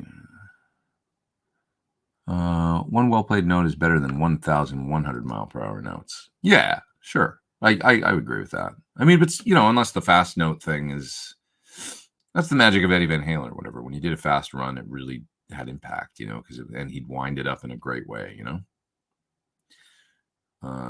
Let's take the end of And the Cradle Will Rock, the solo bit, he flourish, and then right, he knew when to do the fast run and then to wind it up with a melody or whatever, and it was like, yeah, it's awesome. Speaking of noise, did you ever try cleaning the battery contacts on your VG Strat? No, have not done that. That's one of the down there, 98 on the list of 100 things to do this week for sure. But I will get to it. I think I'll probably get somebody else to do it for me. Just troubleshoot it, figure out what's going on. I've got a similar problem actually with the Takamine of mine. The preamp doesn't work anymore, and it's amazing. I have a lot of 6-string acoustic guitars, which is not something I do a lot of, but I have a lot of them, and many of them have pickups, and a lot of them aren't working. And I need to find out why, because it's like for all these guitars I've got around here, I have maybe one that works. Like, and there's going to come a time where I need one for a gig, and I'm like, so time for some maintenance. Yeah. Okay. Down to the bottom of the chat here. What time is it? It's almost 1. We're in another half hour or so, and then I'm gonna split, get some lunch, and get together with my friend Thomas Blug later of his amp that he's got, and he's going to show me some stuff that he's been working on. Let's see here. I can play a ripping solo with one hand and chug a Coors with my other hand. Now that'll get you just as much, if not more, attention. Certainly in an arena. That's probably the right move. So I support that. Are you playing the CRS gig in Malta in September? I am, actually. I'm going to Malta to do one show. That should be interesting. I'm going to make a little vacation out of it, I think, because that place looks really nice. Looks really nice. What kind of chair are you using in your studio? This is an IKEA chair that is really great. It's I don't remember the name of it. It starts with a J, I think. It's a crazy Swedish name, but look for their office chairs and you'll find it with this kind of back on it. You can see the way that it looks. It's really nice. It's got a recline. It'll go back just far enough to kind of take a nap. Perfect. And it's helped my back. I had a sore back for a long time, and I think it was the chair I was using in here. Sore lower back. And I got this chair, started using it, and within a couple months, I was like, yeah, my back doesn't hurt anymore. It's awesome. So definitely better support. Mason says he saw Priest yesterday. Rob still delivers. That's awesome. The mighty Judas Priest, Metal Maniacs.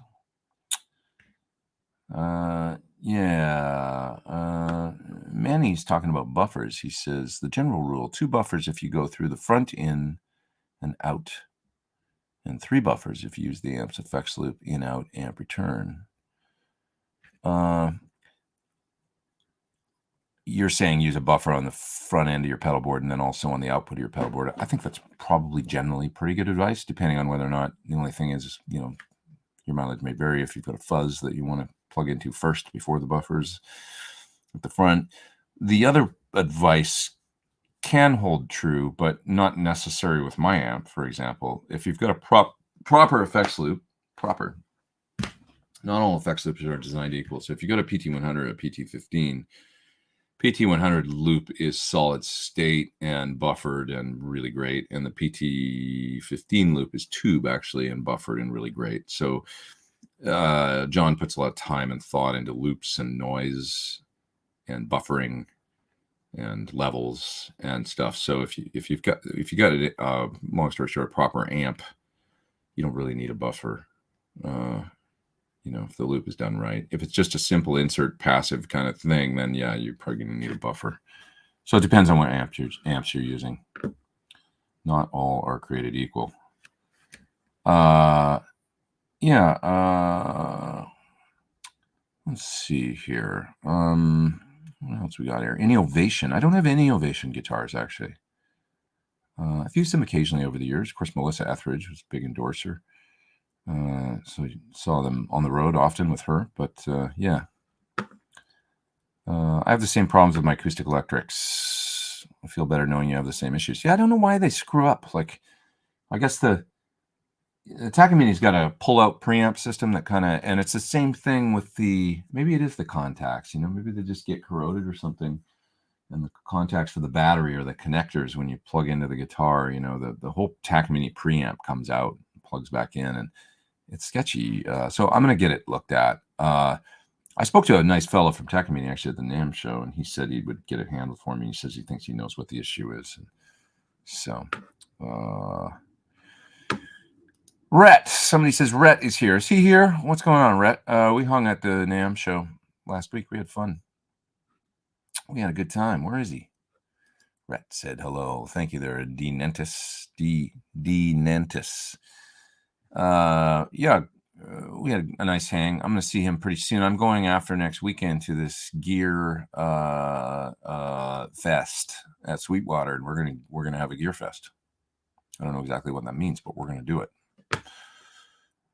Rhett doesn't know either, I don't think. And there he is. What's up, dude? How you doing? Good to see you last weekend. That was fun. And a nice hang. Nice hang. It was good to see everybody. So old home week at the Sheraton with Rick Beato and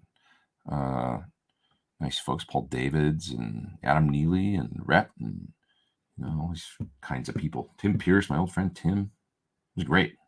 Mary Spender. It was like all of YouTube. Really good time. Love them all. Nice people. See you at Sweetwater. What are we going to do? What do you guys want to see us do at Sweetwater? Tell us what you want us to do. And we're going to go there. There's going to be a bunch of gear. What kind of videos would you like to see from?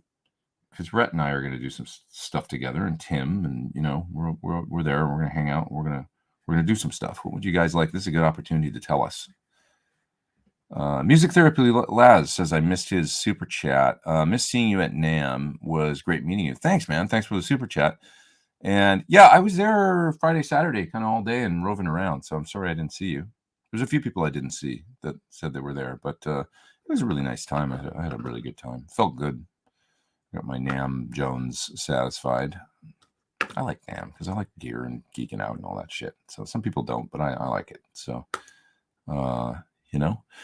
how is the Sir Ombre want a Fender style amp and not a Fender? Well, that's cool then, because it's right in the middle of Tweed and it's kind of like a combination, like a Tweed and Marshall, but you're veering towards the later Blackface era, but there's more gain and it's darker.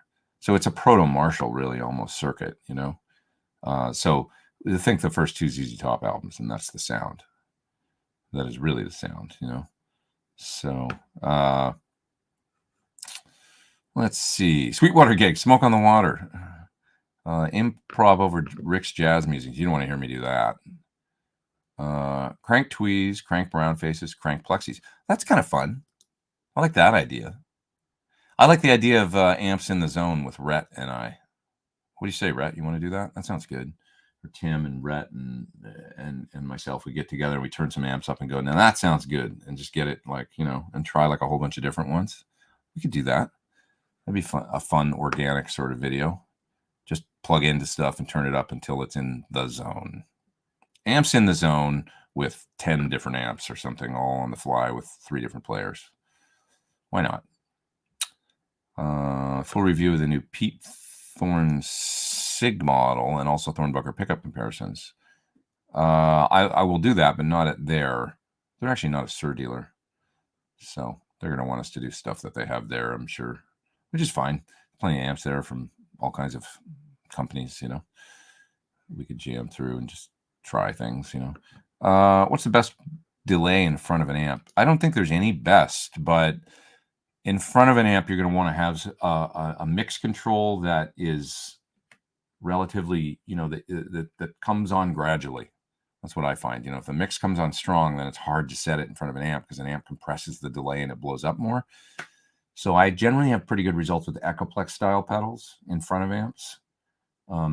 And sometimes, it's nice to have one that you can set darker. Carbon copies tend to work, that style of delay tends to work pretty well. I'll tell you what one works really well is the SIR delay.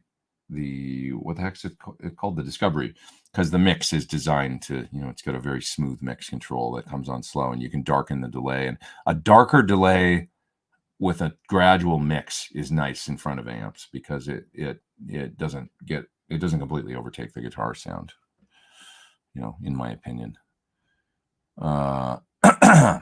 Yeah, so that's just in my opinion, Yes, I love your amps in the zone video. Let's do that. Let's find some cool amps and just go, what about this one? Let's turn this thing up and see if it sounds good, and be it Voxes or and kind of like maybe run of the mill, kind of readily available stuff. Maybe we'll find some sleepers,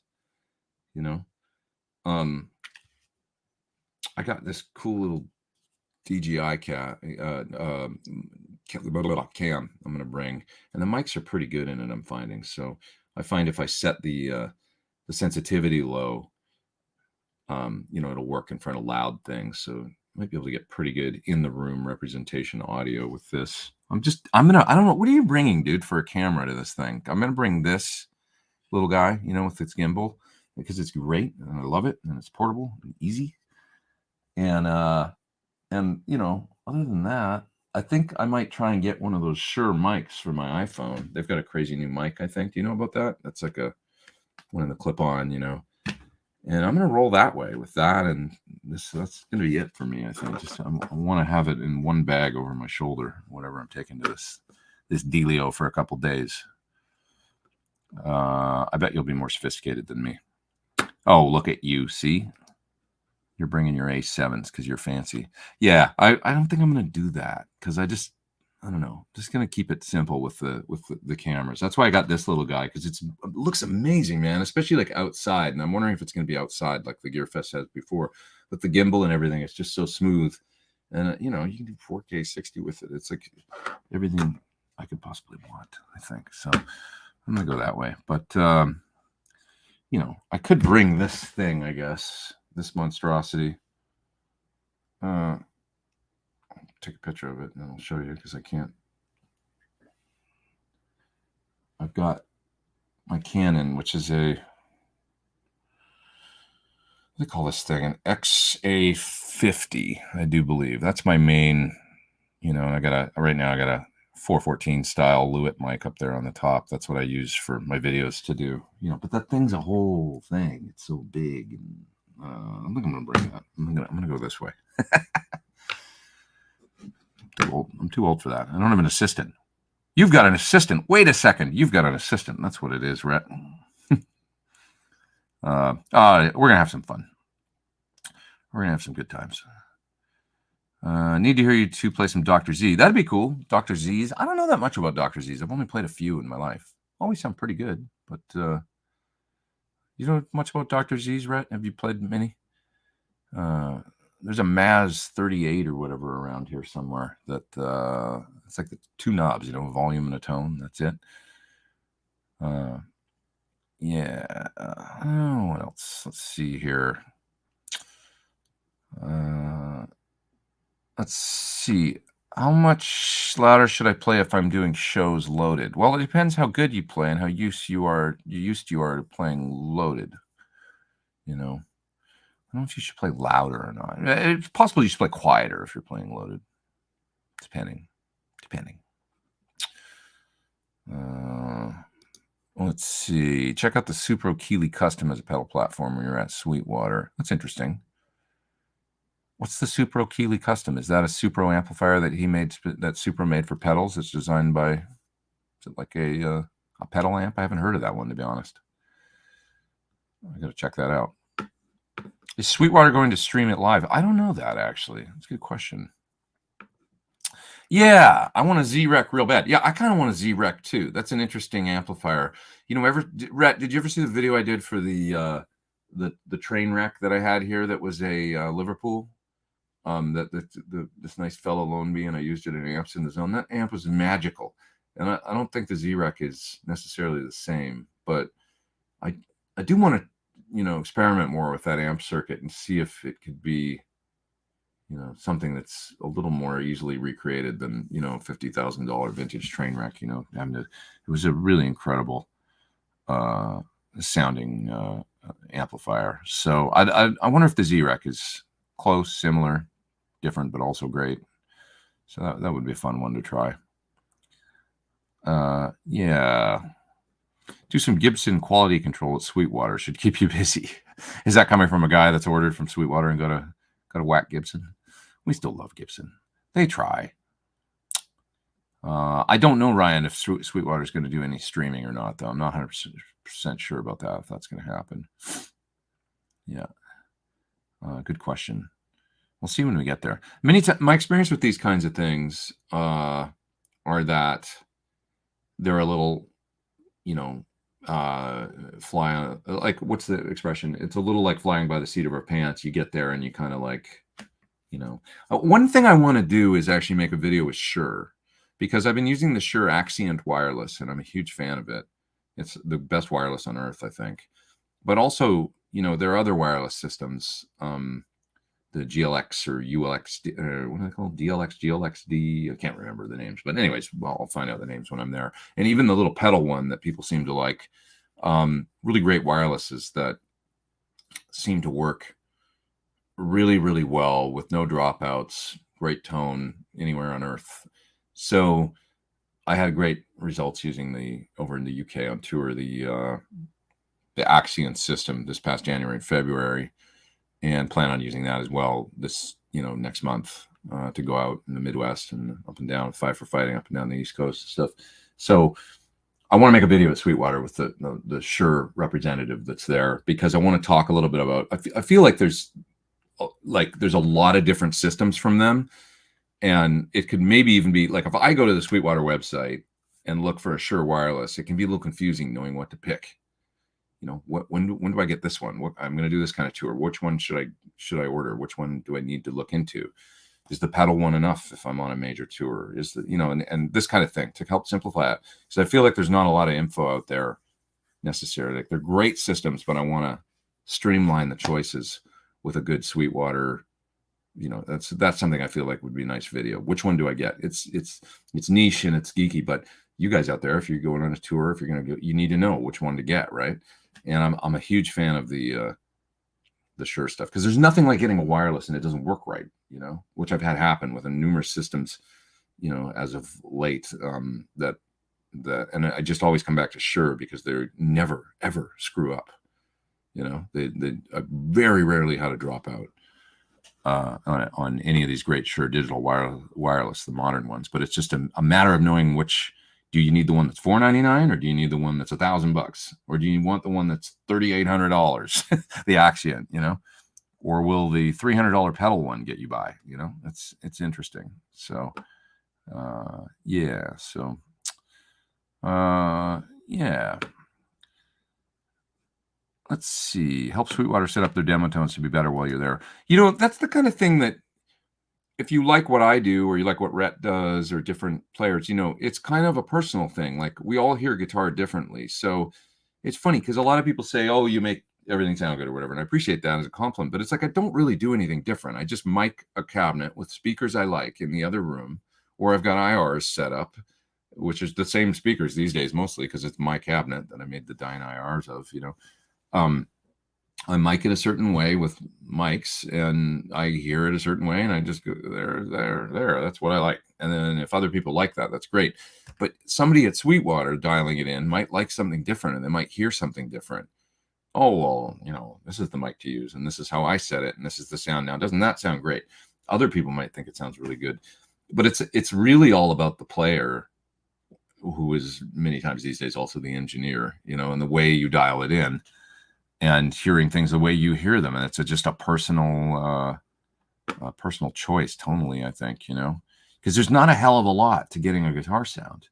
It's getting it at the amp and the guitar, making it sound good, and then throwing the usual suspect mics, generally speaking, in front in a kind of a standard position, just knowing a couple things about how to do that, setting the level, and there it is. That's the sound, So there's a lot. The source is the biggest thing, the guitar. Well, the player, the hands is the biggest thing. Do your hands sound good? When you hit something, does it? Because, you can make things sound like crap from your hands. Then does the guitar sound good? Then does the amp and the speakers sound good? So that's really the combo. The recording thing shouldn't, I don't understand why it's hard for some people to get a good recorded guitar sound. I don't know. I don't think it's that difficult. You can do it with a 57, just positioned right, So anyways, for Sweetwater, how about a video, impromptu demo of a new pedal showing your creative songwriting process? Okay, that's a good idea. That's generally like that could be a 2-minute video, because generally I'll plug something in and just start playing a simple riff and go, well, what about this? Okay, there's the riff. And then just, start with the, building a drum idea or something around that, or expanding on the idea. But how did your practice time change over the years? Your practice routine, changed over the years. Do you still dedicate time to technique? Not really, man. And I should do more. When I watch somebody like Mike play, like last night, Michael Landau, I mean, I think he could probably play the way that he plays now 30 years ago, probably. And it was just in there from the time, maybe 40 years ago, from his formative years. I'd love to know actually how he grew up and what he was doing. But I know he plays a lot still, and there's no substitute for playing a lot, whatever that means, My practice these days is generally centered around practice. It's generally centered around work. So like, I've got a bunch of songs to learn for tour. So I need to start tomorrow devoting time to making sounds, figuring out exactly what guitars and gear I'm bringing on this thing, learning all its parts, getting it all programmed, and then memorizing. So I will be playing a lot, but it'll be on a focused group of 23 songs or something that I need to learn and get all set for a tour, you know. And then once that's done, you know, then I'll be on to the next, you know, I guess Classic Rock Show will be doing a gig in Malta and I'll have to, you know, go review a bunch of songs for that. So it's always that kind of thing. And then other than that, I'm making videos here, doing occasional sessions and stuff. And I'm, you know, being creative, writing things and coming up, but it's not necessarily like I'm not sitting there practicing arpeggios or something, you know. Do you think more in scales or arpeggios to use Cage? You know, I don't really think at all that much about, I generally go where my ear takes me. Occasionally I'll think, you know, I sort of like Tim Pierce's approach of like, you know, arpeggiating something, then winding it up with a blues-based lick, then, you know, maybe a diatonic melody, winding it up with a blues bass, like switching. He did a video a long time ago where I go, I guess that's kind of what I do, like, you know, like switching up the techniques a little bit so that if you had to think about it, you know, that's what I would do. And I generally start low on the guitar. You'll notice I do the same things over and over. I'll try and split up licks, play a melody, play something memorable. Don't always start on the one. Break it up, play something, wait, play something again, wait, move up an octave, maybe play something the same, you know, maybe repeat it up an octave. I've talked about this before, but these are the kinds of things I do, you know. And generally speaking, I'm not thinking about a scale or an arpeggio or anything. I'm just listening to where the melody is in my head, you know. So, you know what I mean? Like you could play any old, we got an acoustic in here. I have a semi-acoustic, a couple semi-acoustics. So here's a C chord. So let's take that progression, right? So, you know, I might, if this is the progression, you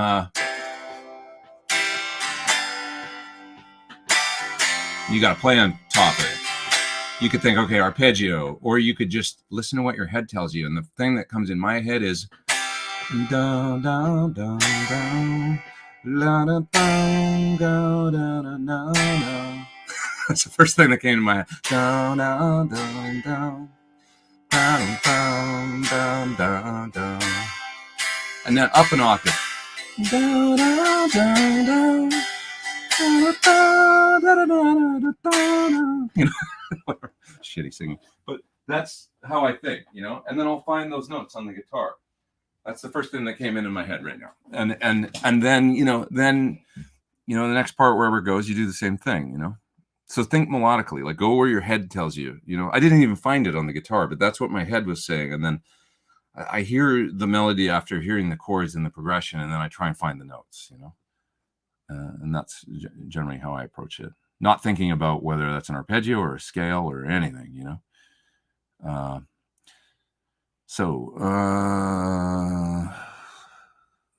Let's see. What else are you guys talking about here? Used to have Lukather and Neil Sean on the show. I would love to. You know, probably not the easiest guys to pin down. Luke, you know, he did Tone Talk and stuff. I was actually on it for a minute when he did it, but maybe he would do it. I'll get some more guests soon. Let's see. What else we got here?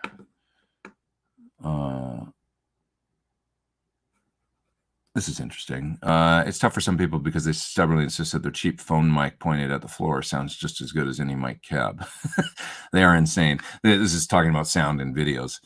Yeah, I mean, the phone mic thing. I think my phone mic is like broken or something because it sounds worse than ever. But I think they get dirty too, and I need to see over time, like maybe there's stuff lodged in there, but I think it might just be time for a new phone too.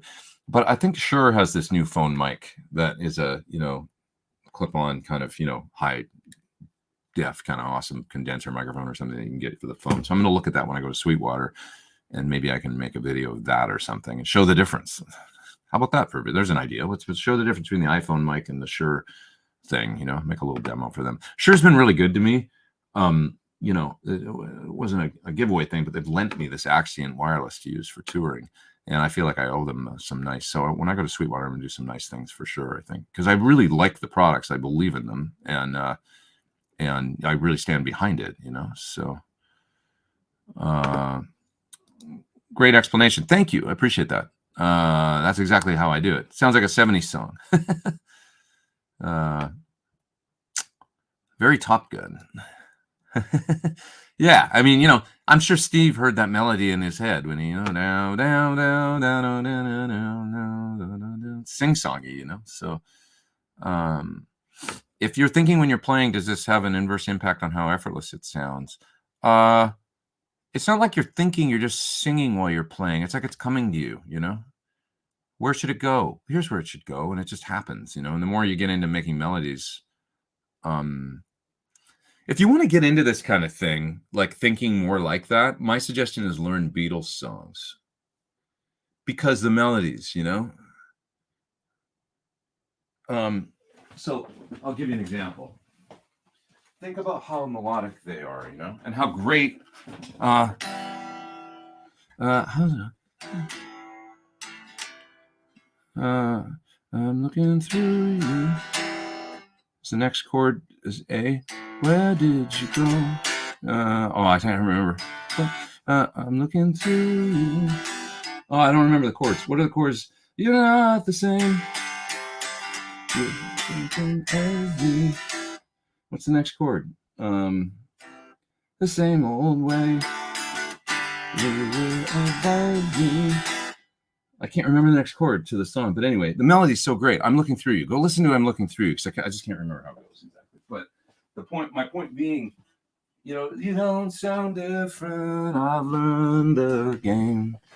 You know, it's so good. And then if you play solos like that, you know, it'll be amazing. So just learn Beatles songs. Learn Julia. Like the melody to Julia is so beautiful over the changes. Learn pretty much anything. I mean, Norwegian Wood, you know, it's so good. And if you could just play acoustic guitar, even if you like, I don't consider myself a great singer, but if you sit there and you just kind of hum along and go, oh, here's where he's going with the note and hanging on here and the way he resolves, and you just play that stuff on acoustic, and then when you come up with a chord progression, you start to hear melodies like that, you know, and then then you want to play them, and so the Beatles was my first love. So melodically, musically, you know, my first real love. So, you know, that's where to go with it, you know. I think so. Early Beatles songs really underrated as learning exercise. Absolutely, they inform how to, you know, great melodies and great, like everything was a banger, man. Everything that they did back then. So, you know, I think so. Anyways, believing in a product is everything. Yeah, that's the thing that I don't, you know, I mean, I'm a marketing guy these days. That's part of what I do. But like, Sure is a no-brainer. I'm like, yeah, I want to work with you. If you guys will support me, I will gladly tell people about your stuff. Because when I go on stage, literally in front of, you know, I've used Shure Wireless in front of hundreds of thousands of people at gigs, you know, and it's like they don't screw up. And there's nothing like the feeling of being on stage and having your wireless like start dropping out mid solo when you're on the catwalk or the ramp, or it sucks. It's just like, this is awful, you know, and I've had it happen, you know, and you gotta like run back by it's like, oh God, you know, so to not have to worry about that. And the Shure Wirelesses over the years, you know, I would start to trust them more and more and more and more because I just never had a bad experience. So it never was a problem. And then you kind of stop worrying about things like dropouts and stuff after a while that I used to, whoa, hope the venue's good tonight. The sound doesn't drop out, you know, so the fact that, you know, if I can get behind something that just works, you know, and does a great job and sounds great, that's the ultimate, it's a true endorsement, you know? So, anyways, what else we got here? Let's see. Beatles are not overrated, overplayed on the radio and stuff. Somebody's saying the Beatles are overrated. That's insanity. Beatles are the greatest. Some people don't like the Beatles, but, you know, whatever. I mean, you know, it's all opinions, isn't it? But that's a wrong opinion.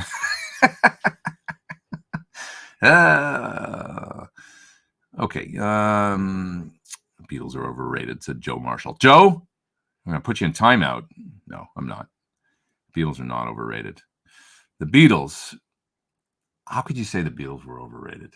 You know, during their time, the work that they on albums like, you know, you got to keep in mind, let's just put it in perspective. Little Beatles appreciation for a second. It's 1963, 1964. These guys are coming out with their first record. They go in the studio, and this is the era of engineers in lab coats. You place a microphone 6 inches, no closer from the amplifier, and all this kind of stuff. And within 6 or 7 years, they'd completely changed the way the business was done, record deals. They'd completely blown that whole perspective out of the window with the help of a producer, George Martin, that kind of said, let's just let these guys maybe try and do what they want to do, pushing against the old guard. And yeah, we're going to do things like tape flange. We're going to do distortion. We're going to crank the hell out of mic pre's, you know, revolution. We're going to, you know, just kind of completely reinvent ourselves from a kind of a, you know, sugary, like slightly pop, but great, you know, 1963, 64. By 1969, you know, it's like what happened in that span of 6 or 7 years and the music that was made and the level of the songs. I mean, how can you watch Get Back and see McCartney come in the morning? You probably haven't seen it, probably, I bet. Sorry, I'm beating up on you, Joe, here a little bit, but I got to give you some tough love. Watch Get Back and watch McCartney come in the morning and sit down and start playing what he worked on the night before. Oh, I came up with this last night. And it's like some of the greatest songs of all time. You know, this song, right? I mean, anybody that watches that and you see, not only do you see in that movie, like kind of how goofball they were and how much screwing around they did was amazing, but how they actually got the work done. Like, how did they manage to, because it sure seemed like the time was slipping away and not very much was getting done initially. And then like they managed to 3 weeks later end up on the rooftop and also down in the studio below in that room where it's just like, you gotta be kidding me. Like it looked like an office that was like just, you know, converted into a studio. And that's where some of those songs were recorded. You know, that's where Let It Be was recorded. It's like in that room, you know, it's just like, that like how can that's not overrated. That's like creating a genre, you know. I mean, they out of thin air, those guys, you know, within 6 or 7 years completely changed the whole paradigm. It was a paradigm shift of you know what was possible and what could be done in creativity. And not only that, not really with anything, you know, gear wise. It was like, what did they have? They had a couple twin reverbs in there or something, and you know, some Voxes and a couple guitars, and it was all about the songs and the, you know, there's some effects going on, but it was more like studio stuff. You know, I think George had his wah that he sounded like he was kind of overusing, you know, but it's like there wasn't a hell of a lot. Yeah, it was talent and a lot of hard work. Yeah, just like camaraderie and good musicianship, you know, and, you know, amazing. So, anyways, what they did is completely changed the way that what was possible, you know. And Hendrix and you know, they could change what the idea of, they blew open the doors of what was possible, what we thought we could do, what was even, you know, oh, this is creativity, you know. It was just like, well, anything's possible, you know, once that's what the Beatles did. So how can that be overrated, even if you don't really like their music? You know, they set the framework for, with a song like Revolution, or you know, for Ozzy and Sabbath to make heavy music, because Ozzy was a massive Beatles fan, you know, and you heard it come out in his later, you know, No More Tears, and you know, his Beatles influences. He wanted to be the Beatles, you know. And so what Sabbath did just a few years later with heavy music, I mean, do you think Sabbath would have been able to do anything like they did without the Beatles? Because no. You know, they were the ones that set the tone for, you know, treble boosters, cranking up amps, distortion, heavy, you know, like heavy rock. I mean, the Who, you know, the Beatles were the arbiters, you know, of, you know, is that the right word, for what came and what was possible later. Even, you know, the Stones give them credit, I think, for, you know, they were about a year earlier, really, and you know, for starting to change things in the UK and what was even possible, you know. Now, yeah. Oh, sorry, I just lost it here. Nerd Halen was saying Pet Sounds. Agreed. Agreed. Brian Wilson was, you know, on the other side of the pond, doing a similar thing, you know, and fighting against similar kinds of odds of, you know, his you know, the crazy dad and all that and everything that he had to work against, but obviously a musical genius and was able to, you know, I would say the Beatles were doing it at the same time, and it was more not that the Beatles took it and ran, but they were definitely influenced by one another, you know? I mean, I don't know, did Pet Sounds come out? When I think of the albums for me that were the shift that started happening, it was Rubber Soul and Revolver, you know, as far as Beatles records go. Those were the ones where things started getting really, oh, things are getting interesting. But every album had a progression. Help. It was like there was songwriting progression that got a little more sophisticated as we went, you know? And those two records, Rubber Soul and Revolver, are a couple of my favorites because it's still the old Beatles, but the new Beatles mix, kind of like, and what was possible was becoming apparent. And they were getting more confident coming into their own, you know. And then by Sgt. Pepper's, you know, it's like the amazing thing. I might have brought this up before, but I saw this great movie. It was a documentary, Beatles documentary, and I don't remember if it's specifically about Sgt. Pepper's or just broadly, but broadly the Beatles. But it was really cool. They played Sgt. Pepper's for a bunch of kids on a television show, you know, and they're all listening to it. It was like a listening party, and all these kids listened to it. And, you know, I'm fascinated by that era because that was the era where, like, you know, once again, overrated. It's like, this was the era where it was like everything was changing and you had Hendrix coming out and Cream turning it up and everything was happening, you know, and the Who was like, you know, you got Keith up there just bombastic and doing it, Pete and the aggression. And it was like, holy shit, like everything's changing. What it would have been like to be alive during that. Really cool. I'm glad I was alive for the 80s and 90s and stuff, but geez, that late 60s, what a period. So anyway, on this television show, they're playing Sgt. Pepper's and asking the kids afterwards what they thought. And I found it so interesting to see this film of instant reactions from people at that time of what was happening. And there was a couple of girls that they asked, you know, I remember one girl going, I don't know, it was weird.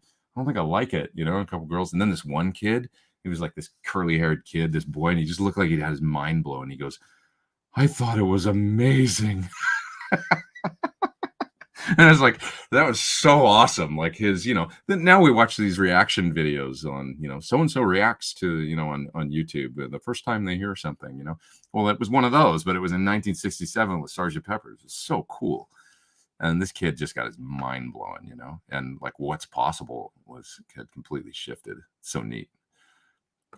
So anyways, so yeah, you know, beyond the songs and the melodies and the genius and all that, there's that just the what was possible. So they completely set a new, you know, set us on a new path. None of us would be the same had they not done that. So I don't think. I feel fine. One of, if not the most first use of musical feedback. Absolutely. Nobody had heard that before, you know? I mean, Revolution, people took the records back because they thought they were defective. You know, I came in and nobody had heard anything like that before. They're like, oh my God, this record's broken. You know, it's amazing, you know? And then like once you listen to it 10 times, you're like, wait a minute, it's amazing. You know, it's not broken. It's amazing. It's like so cool. So, yeah. Yeah, I love the Beatles, man. Okay. Let's see. Pet Sounds equals Sgt. Pepper's. Yeah, sure. I mean, totally. They were right there with one another. I think I've mentioned it before, but I went to a McCartney show in I think it was 2006, and Brian Ray secured some great tickets for me, and so I was sitting there in a section with a bunch of other people that were, you know, part of the tickets from the, you know, the McCartney folks had gotten them, and that, you know, like friends and family kind of stuff. And Brian Wilson was sitting just a few seats down from me, and it was a really special memory of watching him watch McCartney sing back in the USSR, which was sort of the Beatles taking the piss out of the Beach Boys. And I remember looking at Brian watching Paul singing back in the USSR going, like there they are, those two guys right there. It's so amazing, you know? Oh God, that was cool.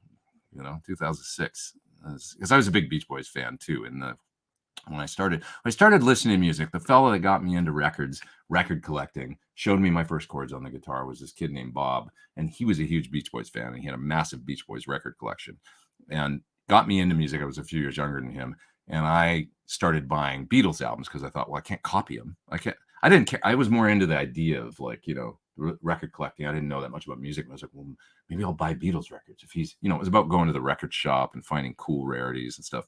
And then I became this was before I played. Then I became a music fan, guitar fan. Then he showed me some chords on the guitar, and now I'm off and running. And but the Beatles was my first jam, really, So,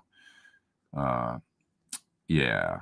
So that's, wouldn't it be nice is amazing.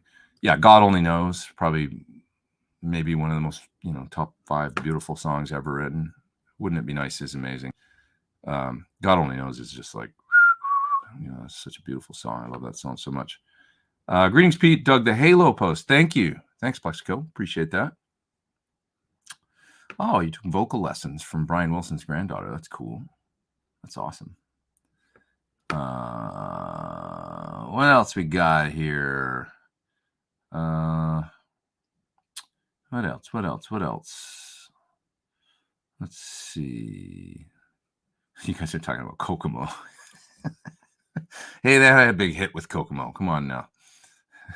Not my favorite song. Oh, man. Exactly that. They changed pop culture. Same for the Stones. Yeah, the Stones were, they were their own bad boy, but they were more the Beatles did a little bit because of John, I think, and also Paul, but bringing the American, obviously R&B and rock and roll and blues, like turning it all back around, the UK guys doing it, and the Stones maybe more so, I guess, with that element of it. Keith Richards' book is amazing when it comes to all that stuff about the reverence he had from guys like Muddy Waters and going to the South and touring there and stuff like that in those late 60s, early 70s, and how into it they were, getting to go to where all that music was created and born. And anyways, favorite boutique amp, the PT100 and PT15, the SL68. Other brands besides Sir, I love that top hat amp right there. That's a King Royale, basically an AC30. The Soldano, the SL100. That's a nice one. It's a classic, I would say. Probably the single most like insane amp that I've ever played was maybe that Trainwreck was pretty great. That I did it's a Trainwreck Liverpool that I did the video for here a while ago, so you can watch my video on that. That amp was unbelievable. You can hear it in the video, and it comes across in the video. Imagine it in the room when you watch the video. It was unbelievable. But yeah. Imagine being in the crowd in '69 and hearing Bridge Over Troubled Water for the first time ever. I mean, right? Like, or Joni Mitchell coming out, or Paul Simon. You guys ever see this video? There's a great video that showed up the other day from '67, I think. Paul Simon, and then his brother gets up and plays with him at this TV show. Probably find it on YouTube if you search Paul Simon brother '67. And they look exactly the same. So it's like there's 2 Paul Simons sitting there playing guitar. I've never seen Paul Simon's brother. It was amazing. But some of these shows I've seen Paul Simon on, like late night TV shows where he, there's one where he plays a new song. I can't remember. It was a famous song that you've heard of his, but he said, I'm going to play this new one for you. And he just sits there at the desk with whoever it was. I don't know if it was Johnny Carson or Mike Douglas or somebody, but he sits there and plays this song. And it's just like, oh God, might have been Still Crazy, or I can't remember, but it was amazing. Just, musical, like it was an amazing time, creative time. So 1 amp head for life. What do you choose? Honestly, if it's just one, I mean, PT15 or PT100 gets me, those are my working tools. So with either one of those, I could do most of what I do, work wise. A few pedals, I can get work done. So my signature amps are designed to be my one-stop shop, for what I need to do. So, well, I should split, guys. I'm about 2 hours in. I'll hang another like 5-10 minutes here, and then I'm going to go because, for one, I got to go to the bathroom really bad. But besides that, I going to go get some lunch, and then I got to come back here, meet my friend Thomas. What else have we got here? Let's see. Zappa is the greatest composer of the 20th century. He was certainly genius. He would be underrated, I would say. Let's call Frank underrated, not the Beatles. Beatles weren't underrated, nor were they overrated. They are exactly where they're supposed to be, I think. But I'd say Zappa was probably underrated. When are you back in the UK? It should be New Year. Same time next year, same time, same place. January, February, I would think. What else here? Got to remember Joe Walsh. Of course, Joe. Yeah, absolutely. Joe's amazing. Joe's one of those guys that when I think of the guitar players, we've got Eric Clapton and Jimi Hendrix and Jimmy Page and Jeff Beck and these guys up here. And then you've got the other guys, that just were unbelievable too, but just didn't quite have that, where they were and they're still household names, and these are Brian May, David Gilmour, Joe Walsh, these amazing guitar players. Maybe Blackmore is right there, just, legendary dudes and there's probably like 15 of them that we could go through, Uli and Michael Schenker, you know what I'm getting at. So, what was it like? This is a good question. What was it like working in the days of nu metal? I could speak directly to that. I would love to know about what kind of characters there must have been running around. It was a time when you really couldn't play a guitar solo. It was more about dual rectifiers and pretty good songs, but kind of a formulaic, like a little bit thing with production. And, the one thing I remember, and it was great time and I've got great memories of it, but making the 40-foot Echo record, it was like, well, this is kind of how we do it. And it was a little bit of a vibe of Beat Detective and auto-tune here and there coming in, it wasn't like totally excessive back then, but it was definitely a thing. And then, we double the guitars and we do this and we do that. And there was a bit of a formula to the production. I remember feeling that way then, like going, it seems like it's going to sound great. It's going to be a very professional sounding record and be really tight, but a bit of a formula, and that's a little bit of an antithesis to that Beatles spirit, I would say, of like, let's try things and anything goes, It definitely wasn't that. It wasn't like anything goes. It was like, here's what we're going to do. We're going to go record the drums and the bass analog at Sound City. We're going to rent the drum set that Nirvana used on Nevermind, because that's what you do. That's what we do now. We rent that drum set and we get that sound in the same room. And then we take those drums and we put them in Pro Tools, and then we're going to Beat Detective that. And then we're going to have our bass and drums done. And we're going to put them in digital, and then we're going to keep working.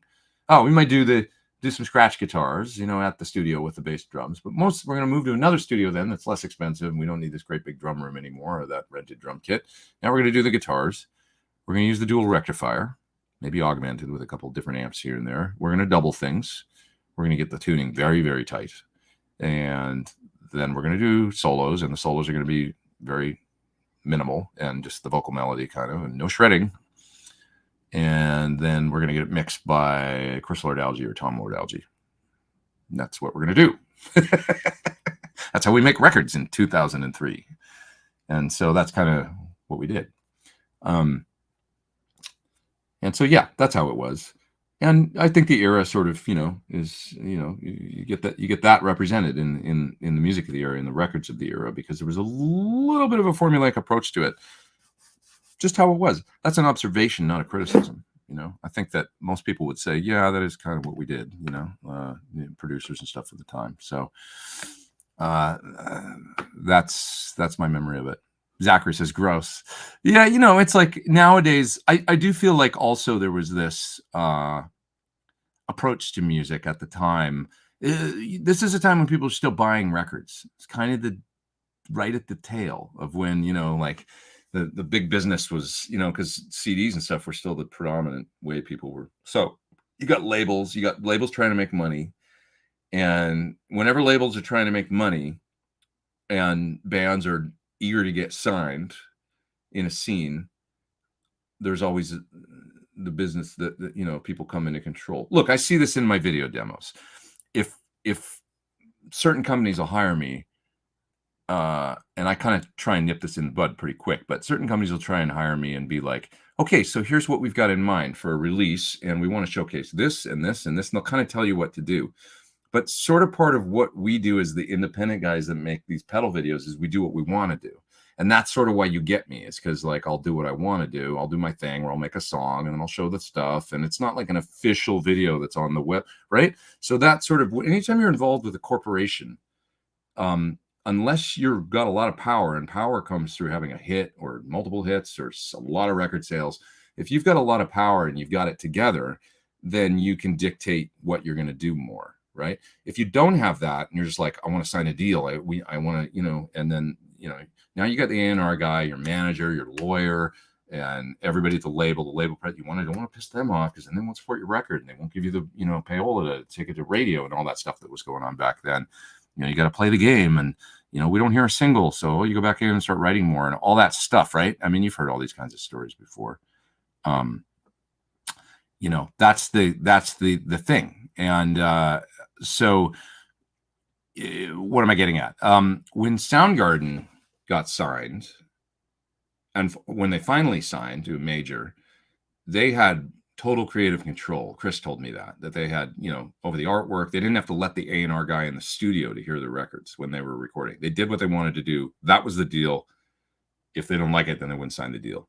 So they had total power over. And I remember asking Chris, so it's like you guys had like the big money record budget. It was a time when the labels were hungry to sign everything going on in Seattle because you guys had built this movement.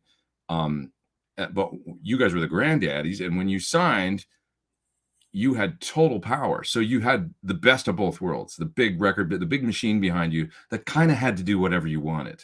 And he's like, yeah, that's basically it. You know, that was our, like by Super Unknown, they didn't let the A&R guy in the studio. One day they let him in, I guess, to listen to some stuff. And Chris said it was funny because they played him whatever he, you know, they were working on. And they used to kind of throw 100 things at the wall and then, you know, edit later and see what sucks. So there's all these crazy guitar parts and stuff going on. The guy listens to it and he goes, his only comment was, should I be concerned? You know, and then they like boot him out of the studio and did whatever they wanted and finished the record. And that's how you got Super Unknown. So I find that fascinating. The big money, the machine and all that stuff, but having all the power too. That's rare. The Beatles had that, you know. Pink Floyd had that, I think, you know, where it was the creative, they had a lot of, like, we're calling the shots, right? And that kind of energy is, you know, so anyways, didn't really feel that during the new metal thing, or at least not with the band that I was in at the time and that kind of thing. And then many of the bands I've been in have been kind of like that, where it was just like dissatisfying creatively because it was like the powers that be were, there was a heavy influence there, you know. And now I just do whatever the hell I want to do, and it's a lot more fun. So you know. Super chat there from TCM. Thanks, Pete. I was a kid then and mixed emotions about those bands, but I love hearing about how that sausage was made. You know, I think when we talk about like Thorn, right? They're, love them or hate them, they're around now and they're over there selling out festivals in Europe right now, headlining and stuff. They were really unique. They probably did what they wanted, I think, you know, as the kind of like at the forefront of that, like we're coming out of grunge now into the late 90s, early 2000s. I think you had a few bands that even in that genre, and Korn's probably the number one to me, that kind of probably did whatever the hell they wanted to do. Jonathan was really unique. He's gotten more unique over the years, actually, you know. And, you're also seeing at that time 9 Inch Nails, I guess, like, right? So that's not new metal. It's a totally different thing. But coming out of that similar era, Jane's Addiction, in the 90s, like certain bands that are still around now. Why? Well, because they were very unique. Chili Peppers, they obviously had the power to do whatever they wanted to do. So when we think about Jane's and Chili Peppers and Korn, still around, still making music. Jonathan did a really interesting solo record, a few years ago. And it was all about that, not, anytime you get those too many cooks in the kitchen, it should go like this, should go like that. So like the Keith Richards book, if you've read Keith's book, there's a story in it about how an A&R guy or somebody from the label or whatever came into the studio one time. This is in the mid 70s and said something like, "Hey, Keith, you ever think about maybe the chord should go from here to here, so offer up some suggestion." And Keith calmly had a switchblade, I think, and calmly kind of opened it up and then threw it at the floor, and it went dung, dung, dung, dung, dung, dung, between the guy's feet.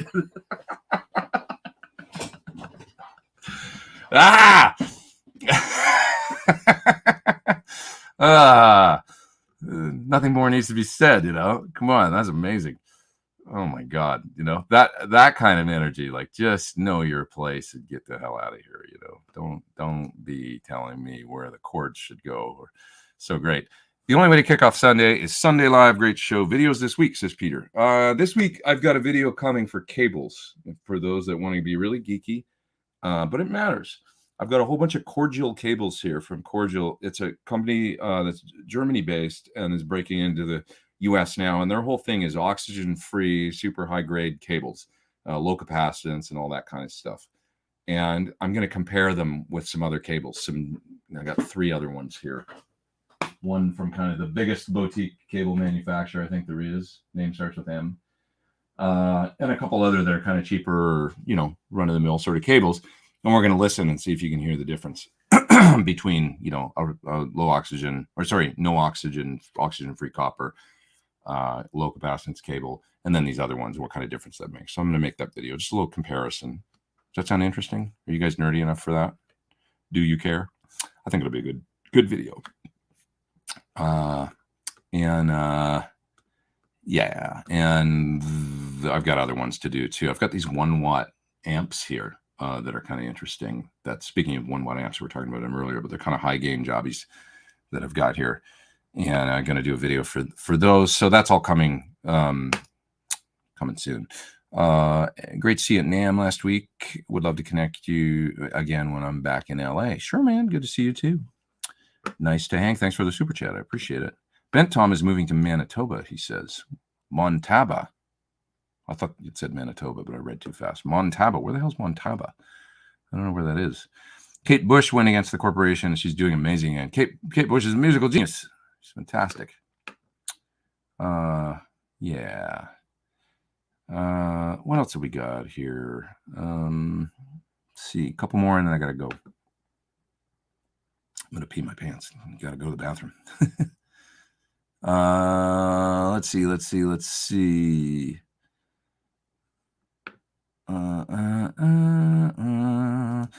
Paul offers up a dystopian view of modern music. The early formula for recording music has morphed into the new formula where the tunes are written, played, dictated by the digital machine. Not really. That's a choice, you know? I mean, some people do that, yeah. And I hear a lot of kids gravitate towards programmed drums. I program my drums in my videos, but that's at a cost. If I was making original music, you'll notice I usually use real drums. You know, Jack White makes the point. It's a decision, you know, to use things like auto tune and use things like beat detector. It's just a tool, like the Pro Tools or whatever, or computers, plugins, whatever. It's all just you can use them or not. You don't have to, you know. So you can do whatever the hell you want. And there are people that do whatever the hell they want, and they don't record. Some bands still record analog, you know. So you know, the formulaic thing, like I was really glad to hear, like, for instance, White Stripes is one, but also when Amy Winehouse, you know, came out, and it was like, oh my God, does that sound good? Like, that sounds like the 70s or something, you know. It was just the way the music was produced, I mean, sounded warm and not edited, and just like good players in the room. And that was great because it, you know, it always comes around, you know. So it's cool, you know. I mean, a few years ago, if you guys didn't watch, you should go watch. This will be the last, and I'll jet out of here. But Britt Bowman played Fallon the other night with Demi Lovato. Very proud of her. She went on there and drummed the shit out of it. It was great. And the new Demi Lovato record is rock. And people are like, oh, she's jumping on a rock bandwagon or whatever. Well, not really. She did, her first 2 records were actually rock records. She made them with a drummer friend of mine, I think, Wook on drums in Nashville. He's in Nashville. Didn't make the records in Nashville. He wasn't in Nashville then. I digress. The point is, she kind of, it's like really a return to, you know, she's a rock fan. She likes rock and metal and stuff like that, but she went way pop over the years. And that pop sound of, like, you know, the hi-hat, you know, all that stuff, and the programmed hi-hats and the sounds and all that stuff, it's like everything kind of comes around. And I remember telling Britt, like, look, she's like, I can't do all that. You know, I'm not really like, I'm a rock drummer. I play punk. I play rock. Like, I'm not like a gospel chops drummer and all that stuff that they do. And I was like, just be the rock drummer that you are. It's going to happen. Like, people are going to get bored of this programmed hi-hat, you know, pop production thing. That's such a sound. Like, and it's just, things go in cycles, and something's going to happen where you're the drummer and people are going to want you. I want that girl in my band because the way she plays, the way she looks, the way she everything, you know, and that's starting to happen for her now. Like I told her, didn't I tell you this 2-3 years ago? This is what's going to happen. You're going to be the right thing, and somebody's going to call you and be like, we want you. There's not even going to be an audition thing. It's just going to be like, we want you because you're like, you know, and just be that drummer, you know? And so that's kind of happening. So, you know, where am I going with this? Well, just the new formula, like we're already seeing, you know, when you see somebody like Demi, that big pop career and pop hits and stuff like that. And man, she's put out a kick-ass rock song. If you haven't seen it, watch it. It was on Fallon on Thursday night. Just look Demi Lovato, Jimmy Fallon. You'll see Britt on there playing with her. YouTube it. It's a slamming song, and she sings the hell out of it on there. Like, I mean, the bridge, watch the bridge. It's just like, oh my God, like she could sing, you know, and it's really good. So anyways, it's good stuff. So Steven says, I really dig that Demi Lovato too. Her voice is incredible. It is incredible. It's like, she's a great rock singer, you know, so give it a listen. Like, you can't do that stuff without actually liking, you know, that you got to understand rock to be able to sing like that with that kind of, you know, to own it like that and everything. So give it a listen. It's like, I think it's pretty great. Joe says he purchased the Atlas compressor because of your demo. Nice pedal. It is a great compressor. Really nice sounding compressor. Like, expensive sounding. I don't know if it is expensive, but it's expensive sounding. Good stuff. Yeah. Buzz says he doesn't want to see me pee under my desk, so I better go. I gotta go, and I gotta eat, and I gotta come back and do some work. So you guys, this is really fun. Great questions today. Thank you for the super chats today. Thank you for being here. Thanks to Rhett for coming in, hanging out for a little bit. I'm gonna see him. I guess I'll do another Sunday Live just before I see him, or I'll be flying. When do I go away? Ooh, I need to take a look here and see if I'm gonna be here next week because of scheduling. Yeah. I will be. It's the 12th. Yes, I will be. Now, the following week, the 26th, I will be flying that day. So we'll see what time I get back. I might have to change the time of Sunday Live. Not next week, but the following week. We will see. Next week's all good, though. So I'll see you guys here next week. We'll hang. Thanks for some good ideas on videos to make there and stuff, too, while I'm out at Sweetwater in a couple weeks. It's going to be great. All right. Love you all. You guys are the best. Thanks for hanging. See you soon.